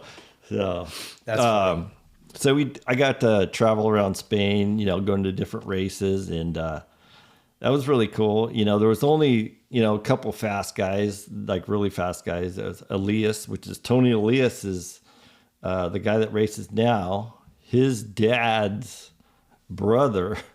He was the fast guy. He was like, Jordi Elias and Pablo Colomina. He was like the number one, like, you know, Honda guy. You know, it was like, so those were the fast guys, and it was just it was a lot of fun. It was like relaxed, you know. I had my little I had a little like Ford Fiesta, this old thing, and like during the week I would just like take off, and like Andorra was not too far away. It's like, you know, it's like a country. It's like 25 miles square, and it's super cool. They do a lot of the Tour de France goes there and whatever. I don't know.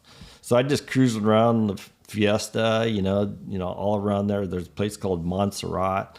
I used to, I actually bought a bike over there, like cycling. I was into cycling, so I really dig it. Okay. So I go on rides by myself and just, you know, just having a good time. Did you get to ride and train? And yeah, stuff I'd like practice like, you know, I don't know, maybe 3 times a week or something.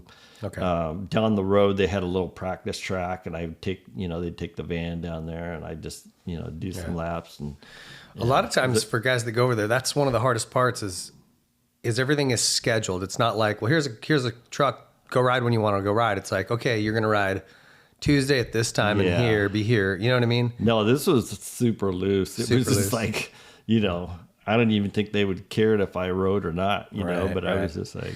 And you were riding a KTM, right? Yeah. So how was that? This was back. Yeah. Old KTM. That was before KTMs were cool. Yeah.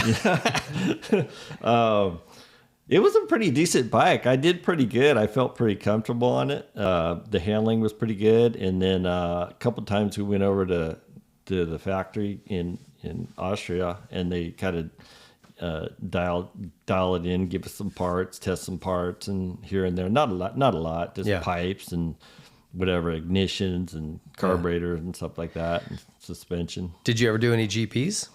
I did a couple times. I think I went to San Marino, which is in like by Italy or whatever. Okay. I think San Marino. And then we went to Belgium and then Portugal. So I went to like maybe 3. Okay. And this was a 250 you were riding? Yeah. Yeah. Yeah. Okay. So this was like, 250 GP. Yeah. I did okay in like Portugal. I got like a 9th or something, maybe in one motor.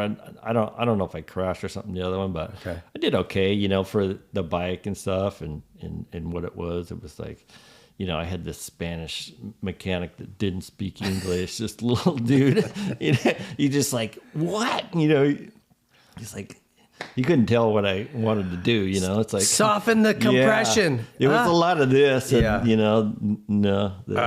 That's tough. It was hard. The mechanic, at least, man. I mean, pit boards, nothing. All you could do is give you lap time. Yeah. I was like, forget about it. Wow, that's tough. Gasolina, yeah. Whatever. So it was an adventure. Yeah, it kind of. The worst one was like going from, because we're down in Spain and we had to go to Belgium and drive in this little Iveco little van. It was kind of like driving the vans now, but a little bit bigger. But the thing went probably max 50 miles an hour. Super small motor. And so from Spain where you were to Belgium is pretty far.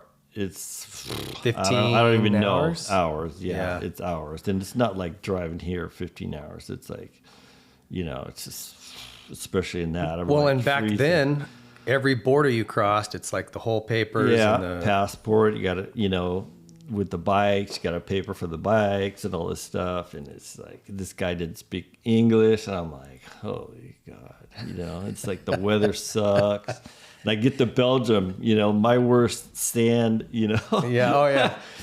And I'm just like, in tears on the line. I'm just like, I got to get out of here. Was it, the Belgian race was deep sand? Yeah, it was sand. I don't even guess what I got. I was just like, I was so miserable. I was like, I got to get out of here. Well, it's different sand too. It's like deep, soft just sand. Super big whoops. And, So not ready for that. After that little stint, you were like, I'm ready. Yeah, so the plan was I was going to stay, I was going to go home for a while, take a break, I think there was a break in the schedule or something, I don't know. But I had that Honda still, and they were doing those Mickey Thompson races. So I do that one at the Coliseum. So my buddy came up, he was like my mechanic. And so I was racing that, and then in one of the races, they had this super long straightaway, and it had like one kicker like right in the middle, And I was freaking hauling down this thing, and I just hit that thing, and I don't know what happened, but I just freaking looped out, just lost it, and I tumble and like just tweak my hip really bad, and I go, "That's fucking it, dude. I'm done. I'm done with this stuff." Because that was the moment. Right? That was the moment. I'm like, I'm not, I'm done. That's it. So it was like a moment of clarity as you were laying there with a sore hip. So I had to tell them that I'm not coming back. So we had a good party though when I was. If you want to back up. Yeah. Oh, over there in Spain when you left? Yeah. So when I was leaving there, they kind of gave me a little party, and so there were there was a club near there, but like really cool. It was like kind of out in the mountains and stuff. And that's the big thing there, like the big clubs, they'd go there at like 1, 2 in the morning, just all night, Yeah. And I think they had rented out this place, and it had a restaurant and all this stuff. And they picked us all. They got a bus, like a big bus, this old bus, and it was all the friends of these people, the importer and my friend, and younger people, and I'm like, we're going up to Brooks. It was called Brooks or whatever, and we're gonna have a just a party going away kind of thing, and so one thing led to another, a lot of drinking and stuff, and someone started like doing a food fight in the oh no, and all of a sudden it was like wine on the freaking walls. It was like food everywhere. Everyone was all dressed up. Like they like to get dressed up there. Like we had like white shirts on. Everyone was just thrash. It was food everywhere. Oh no, and it was gnarly. It was such a good time. It was so funny. I'll never forget that. But and then I remember like the day after or something like that. This guy's family was a construction, and they literally had to go up there and redo the whole room, like sand the walls, paint it, carpet, everything, because we ruined it, destroyed it. It was gnarly. Well, you left Spain with a bang. Yeah. So after you got hurt, then you obviously didn't go back. Were they? Yeah.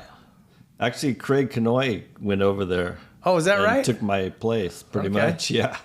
Oh, that's funny. Yeah. Huh. All right, so you got home and did that LA race, and that was it. Did you have any? Was it hard to make that call to you were done, Not or really? It was kind of like that's it. I was kind of burned out. I was really burned out, and then being over there really homesick and stuff like that, and I was just like, I'm done. I'm just not having fun. Yeah. No ride. It's like I'm not gonna go out there and kill myself. Nothing, So what was your next step? Was it jet pilot? Is that what you did? So yeah, back up a little ways. My friends Eric Baker and Phil Johnson, which I kind of grew up with racing and stuff like that, and they had kind of got this idea going of making jet ski apparel, and Phil had gone over to Bear Sea with me one year to kind of be my mechanic, because we went over there. It was you just take care of the bike and stuff like that. The bike was like pretty shit though. It was the one they gave me. It was like they drug it behind a boat or something. Oh, really? I don't know. It was bad. Anyway, so we went and have fun and everything, and so over there they call the riders pilots, and we always and we started talking about this jet ski, and everyone's wearing football jerseys and just janky apparel, like racing the jet skis, and like, why not, make some cool like racing wetsuits, colors, that's a new concept, wetsuits, a matching jacket, stuff that matches. And it's like, that's kind of how it went. And then at that time when I was at Spain, he's all, dude, you gotta come back here. Just, let's get this going, like quit the race and you're done, Yeah. And I'm, I was like, yeah. So you guys kind of had the concept. Yeah, we had the Before. concept. They had kind of started getting it going, like get an office, like starting all just from scratch, making samples and all this stuff, the wetsuits. And so I came back, and so that's when I kind of started, working there. I'd go up there like, I think I was doing like 3 days a week, because it was like I'm in Carlsbad, and I would come up, and it was so small. It was just like 3 of us in an office. It's like, oh, we got some orders, ship them out, or and I was always into the art, I was doing art. So you got into graphic design after, or at a point in that. Yeah. And I was curious, how were you always artistic? You could draw, or you could. I wasn't that big of like talented artist, but I was always pretty good with like concepts and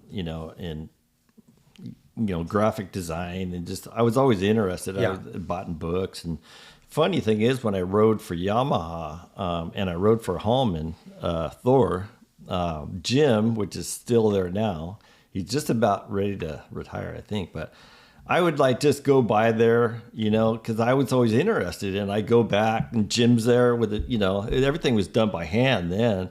Yeah. And it was like, you know, he's sketching up, you know, these new, you know, jerseys or whatever, and I was like just interested in it, so I'd hang out for a while, you know, check it out, and just that's kind of how I got into it. Did you ever give him any feedback like, hey, what about this and this or these colors? No, not back then, because I was just like, oh man, Jim's a shit, you know. It's like, what's Jim's last name? Gallagher. Jim Gallagher. Yeah. Oh man, he has been there forever. Yeah, long time.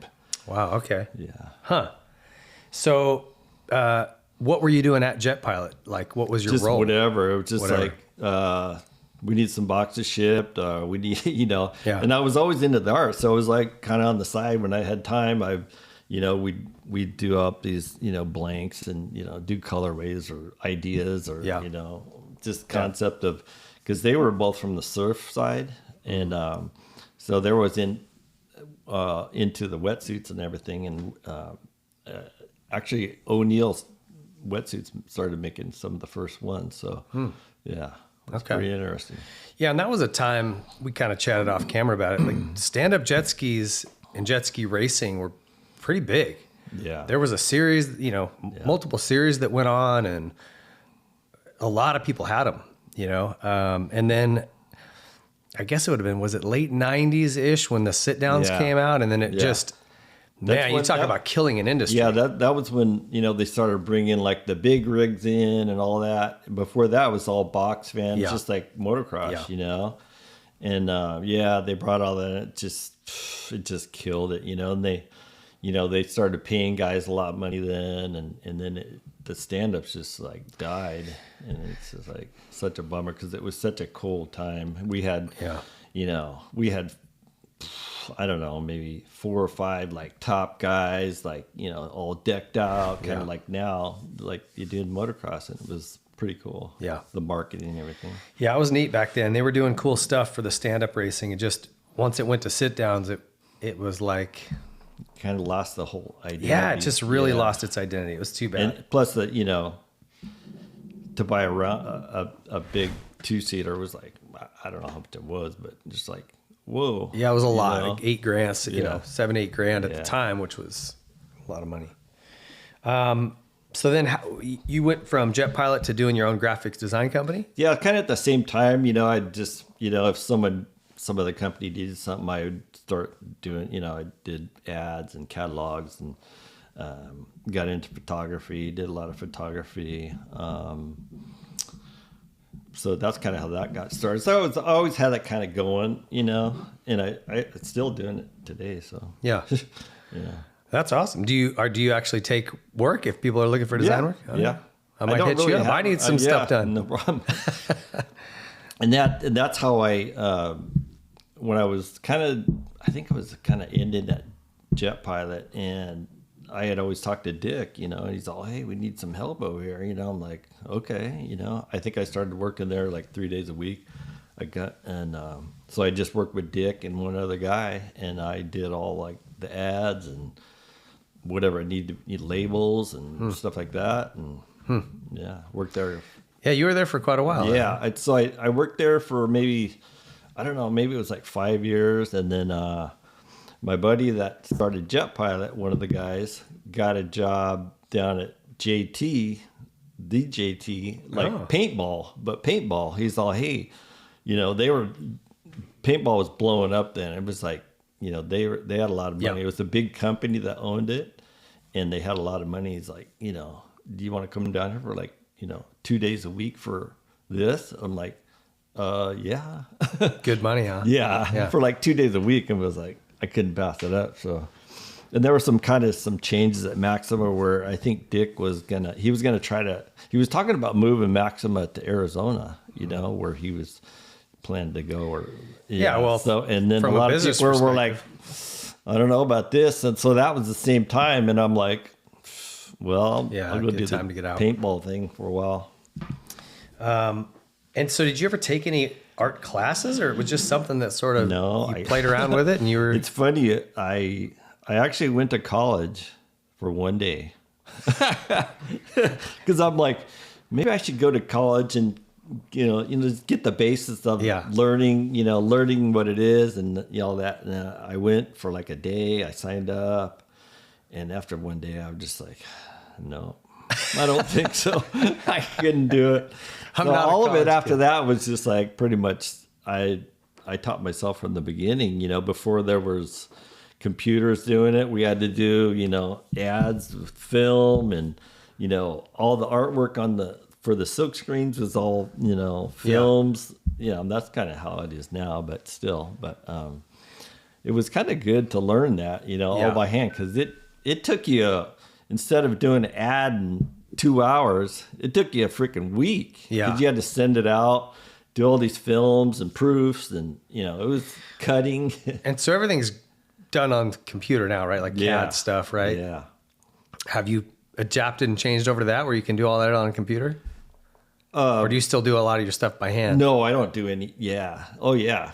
I do it all on computer. Okay. It's amazing. Yeah. It's like what you can do now in a day compared to, I don't know, you do a catalog in a week if you wanted to. Now it's like take you 4 months or something, Yeah. It's good that you learned it the hard way, though. You appreciate that computers help. So I wanted to ask just like how closely you watch all the racing now.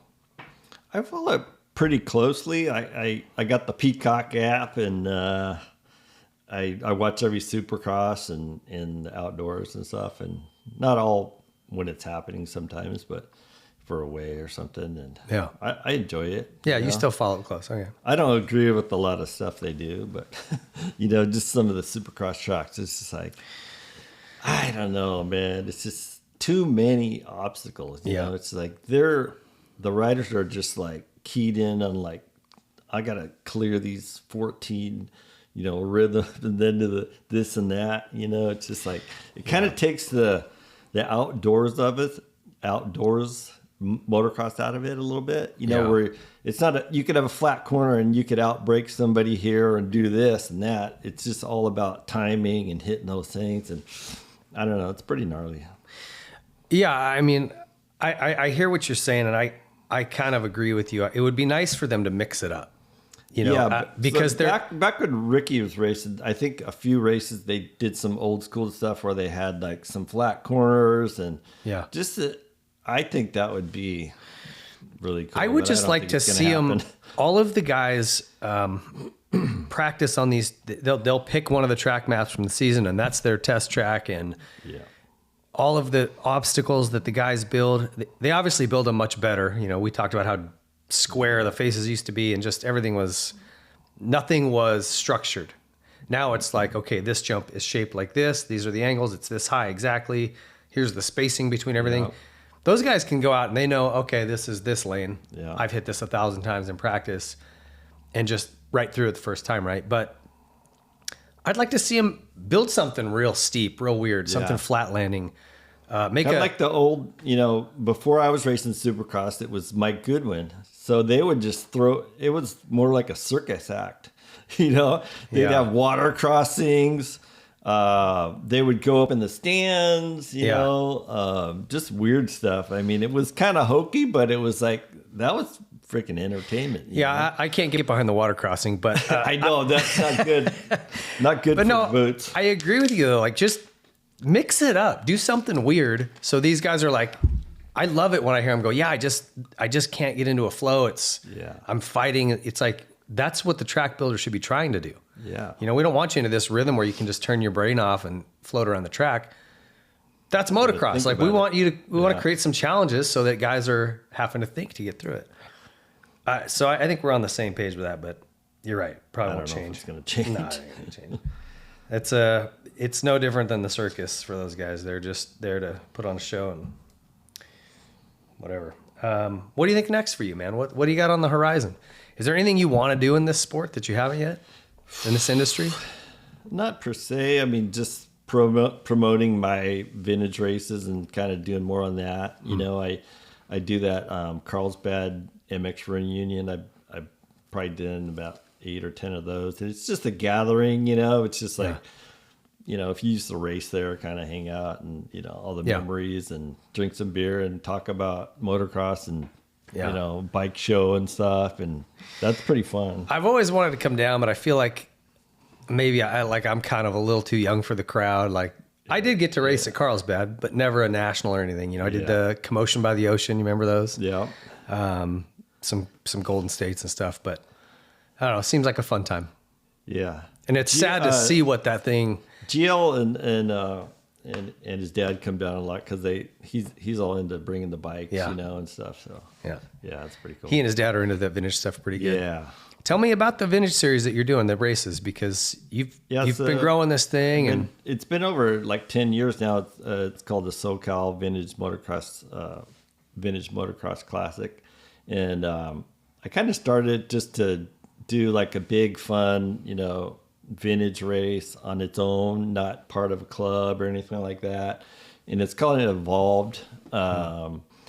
And it's been popular, and it's just fun for me to do. I can still race, and I actually need to race sometimes because I get so stressed out. So I need to go out of the track and blow off some steam. So, yeah, it's good therapy. Yeah, it is. Are you guys going to adopt? There's this new 200 class that's kind of growing. That I think is interesting. It's 200 4-strokes, right? Is that 200 4-strokes? We have a class now, but it's not. I know you're talking about. It's like Wharton's doing it. He's been I've been going back and forth with him. He's like, "Oh, you got to get one of these," and they look really fun. Looks super. Because I have a 150, a CRF 150, and it's a 175, a BBR kit, and all that stuff. It's not the same thing, but it's kind of it's similar. And so the idea is to take like an XR 200 and then modify it, put the suspension. Is there other brands that you can ride that make? I don't. Okay. I'm not that so much into it, but I know they're getting into it. It looks kind of fun because they're not super fast where you can scare yourself. Well, and I think kind of goes back to what you're talking about with Supercross track designs. It doesn't matter what you're riding or how fast you're going. If everyone's on kind of even equipment and even field, it's fun. It's fun for the riders. You can have good racing. Well, a couple of years back, Marty Tripes got this idea to make the 100cc thing, 100cc Works Revenge or something. So it was like, we're bringing back the I don't know, the Works bikes or something. But it got pretty big at first. It was like we had like 30, 40 guys on the line, and then Bayer and Dubach and all this started racing. It was like, oh shit, it's getting serious now, So I saw some video. Pretty funny at Diamond Dawn's event, maybe. And Dr. D was just pinning it. I'm like, oh man. He clocked me out pretty good. Yeah. I tackled him though. So did you? Oh, good. Yeah. Well, everything's fair in vintage racing.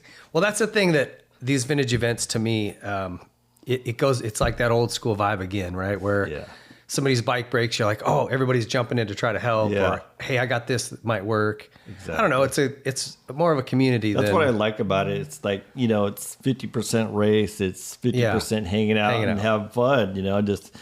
Just being around the bikes, and it's pretty cool. Yeah. Do you have a website for that?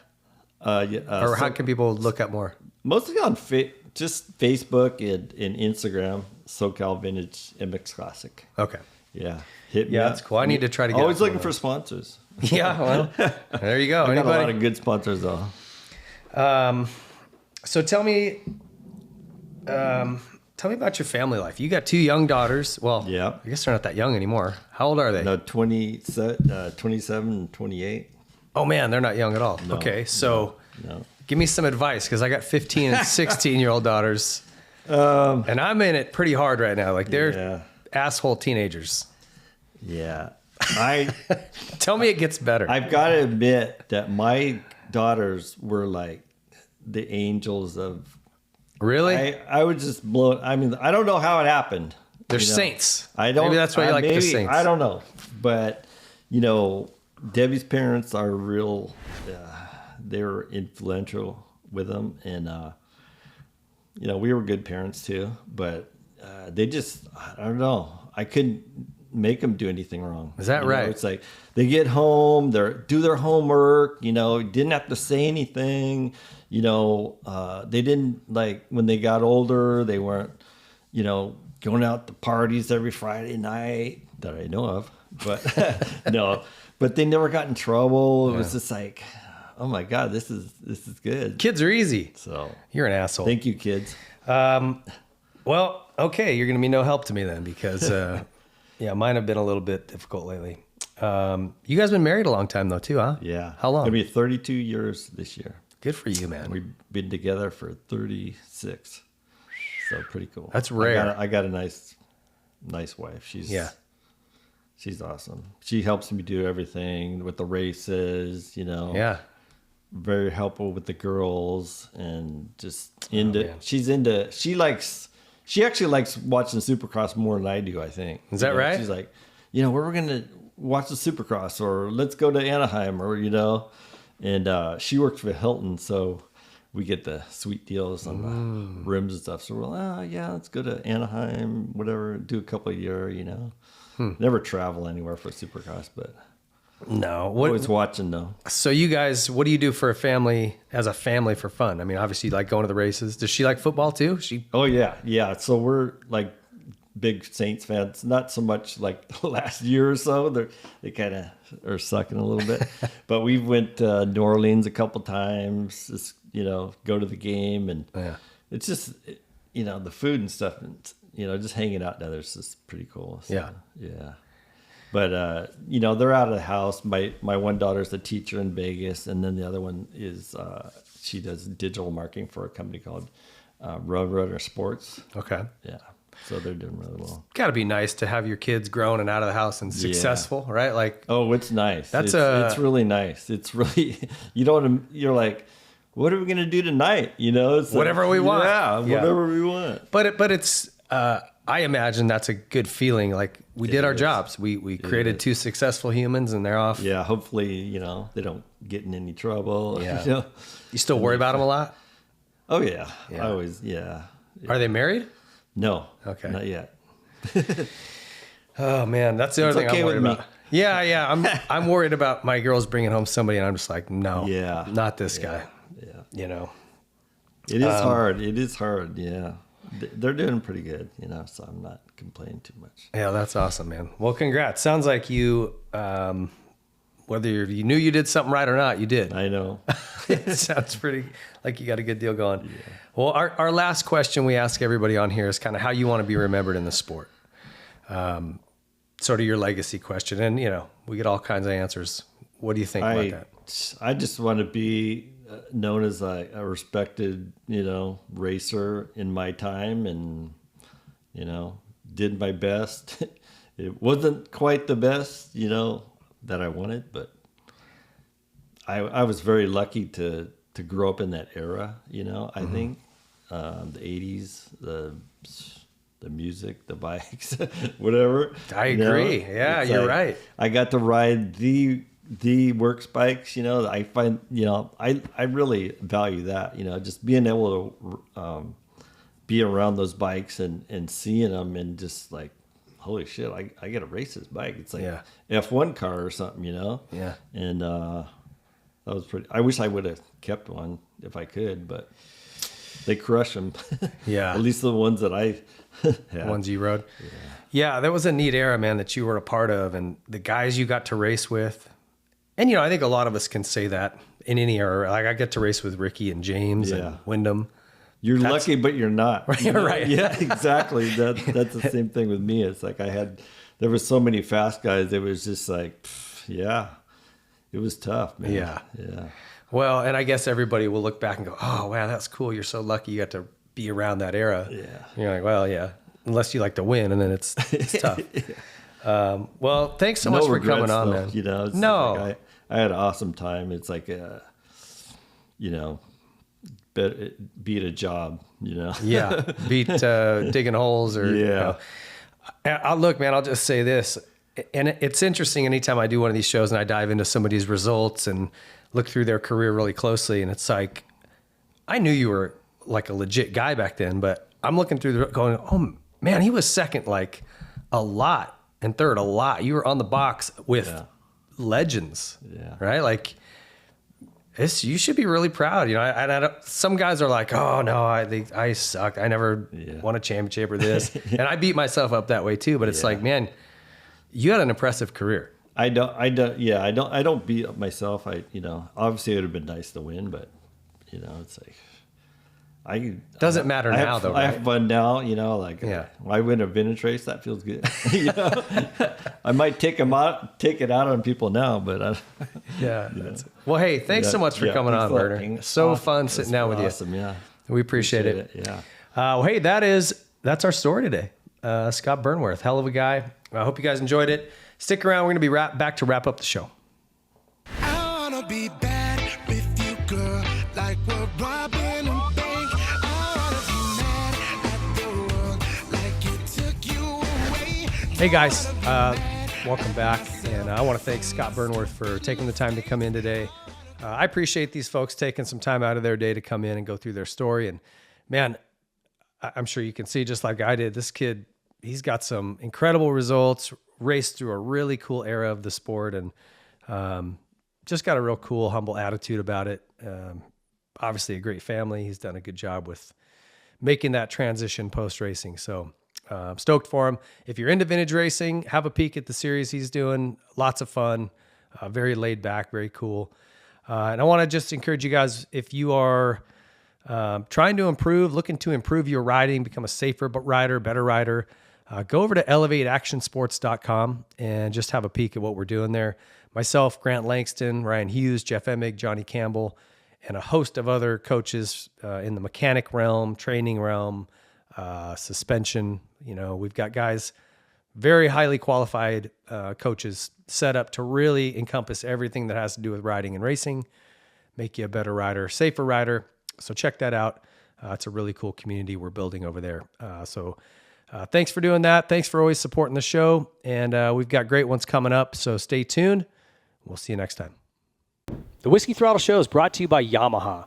Join the Blue Crew today and take advantage of all that Yamaha has to offer, including amateur racing trackside support, awesome Yamaha contingency, Jason Rain's demos and instructional classes, and frankly, the most high-performing motorcycles available on the market today. Whether you're looking for a 4-stroke, a 2-stroke, a side-by-side, a quad, a boat, a generator, Yamaha prides themselves on absolute top-level quality and reliability.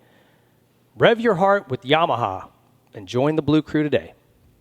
Method Race Wheels, bringing you the lightest, strongest, fastest wheels in off-road for your truck, van, sprinter, UTV, or SUV.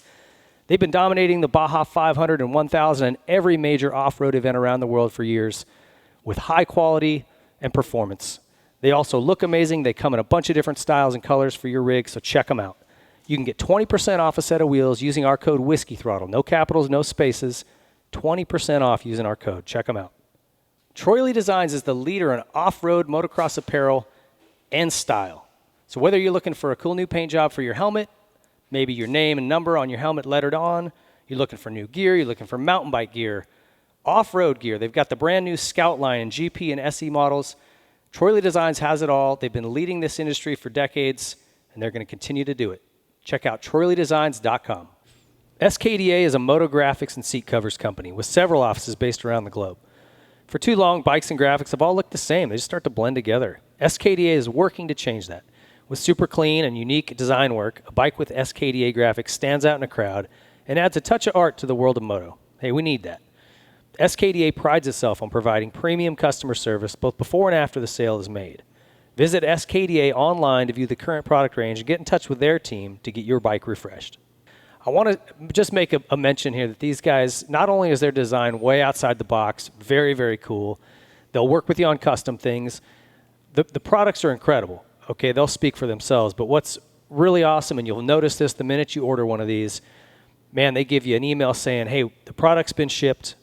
Hey, the product is here. It landed in this spot. Hey, it's coming today. Hey, your product's been delivered. They just so good about staying in touch with you and letting you know where it's at. Customer service is 100%, and that's just something that's rare these days. Check out SKDA. Here at the Whiskey Throttle Show, we're all about supporting brands that support our sport.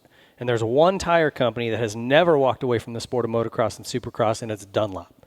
When times got tough and the economy took a crash, Dunlop stepped up and stayed with our sport to support it and the athletes and individuals that love it.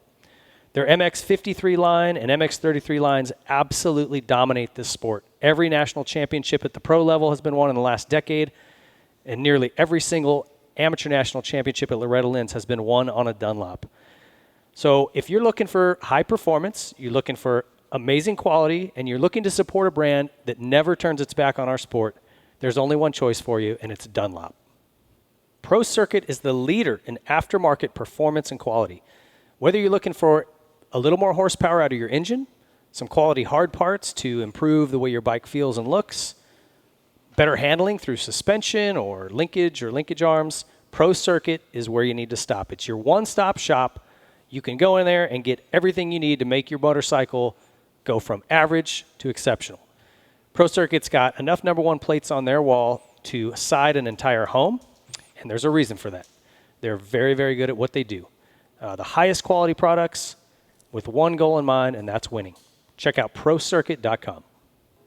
Nihilo Concepts is leading the way in aftermarket hard parts. With their secondary on-switch device, something that was much needed in this sport, they've been innovating and bringing new products to market. Their latest is the new Nihilo Run Cool brake pistons. They're designed to be stronger than stock and provide exceptional cooling performance with less brake drag. Most OEM calipers pistons are made from aluminum that just can't hold up to the heat and extreme demands of serious racing. When they get hot, the aluminum will distort, causing loss of hydraulic pressure and brake failure. Nihilo's Run Cool pistons limit the area that boiling hot hydraulic fluid is able to come in contact with the piston, leaving 2/3 of the piston volume in open air with breather holes to enhance the cooling ability. It's made of a proprietary stainless blend, which is better at dissipating heat. You have issues with brake fade or brake failure, check out Nihilo Concepts among their many amazing hard parts and carbon fiber parts and titanium. NihiloConcepts.com. Seat Concepts is the leader in motorcycle saddles. If you're looking for a new cover or a new seat entirely, Seat Concepts is the place to go. They make custom seat foams catered to your height, weight, riding ability, riding type. They also have waterproof covers and foams that will not break down if you ride in a lot of inclement weather. And they pride themselves on being much more comfortable than OEM or any other aftermarket company. If you're looking for a new seat or a new cover, Seat Concepts, there's nothing better. Need to replace something on your bike that's worn out? Look no further than Pro-X. These guys aim to make everything OEM quality or better at an affordable price. And they've also got some new products coming. So right now, chains, sprockets, anything inside the engine internally, air filters. If it wears out, Pro-X makes it, and they make it at a quality level that's OEM or better. And they've got some new things coming that are awesome. A complete engine rebuild kits for the Polaris RZR 800s. Need to replace something on your bike that's worn out? Look no further than Pro-X. These guys aim to make everything OEM quality or better at an affordable price. And they've also got some new products coming. So right now, chains, sprockets, anything inside the engine internally, air filters. If it wears out, Pro-X makes it, and they make it at a quality level that's OEM or better. And they've got some new things coming that are awesome. A complete engine rebuild kits for the... If you've got a little Grom that's looking to get started in the motorcycle world, the best way to get them going is on a Stasic bike. They've got multiple sizes, so from your very young Groms to those who are a little more grown up, you can start them safely. They've got controls that allow you to control the speed so he can't get going too quick. They can touch the ground. There's not a lot of noise to distract them. It's the perfect way to get your child involved in motorcycling at a very young age. And if you've got a kid who's already out ripping, there's series popping up all over. For those of you in Southern California, go to www.ameminicross.com and join their local series. If you're outside of this state, contact your local track and ask them about starting a Stasic class at your local track. Get over to Stasic.com and check out all they've got going on. Motul USA, we lean hard on these lubricants to keep us on the track and on the trail. And Motul has proven their quality over and over, most recently with their Dakar win with Ricky Brabeck. They're sponsoring Supercross teams. They're diving into our sport again full throttle, and we're stoked to have them on board. Amazing products, top to bottom. Motul USA, go check them out. And finally, last but not least, Specialized Bicycles. If you are in the market to start pedaling, this is where you want to start. They've got great entry-level bikes all the way up to the Cadillac, the new Levo, e-bike, anything in between, man. It doesn't matter what kind of riding you're doing. Go check out and start with Specialized. Don't waste your time on something that's going to break. The derailleur's not going to shift after a couple months. Get something quality. These guys make it. Specialized leads that industry. Thanks for watching and listening to the Whiskey Throttle Show. Be sure to like and subscribe to get notified when new shows go up. And be sure to follow us on Instagram and TikTok. And visit whiskeythrottlemedia.com for additional content.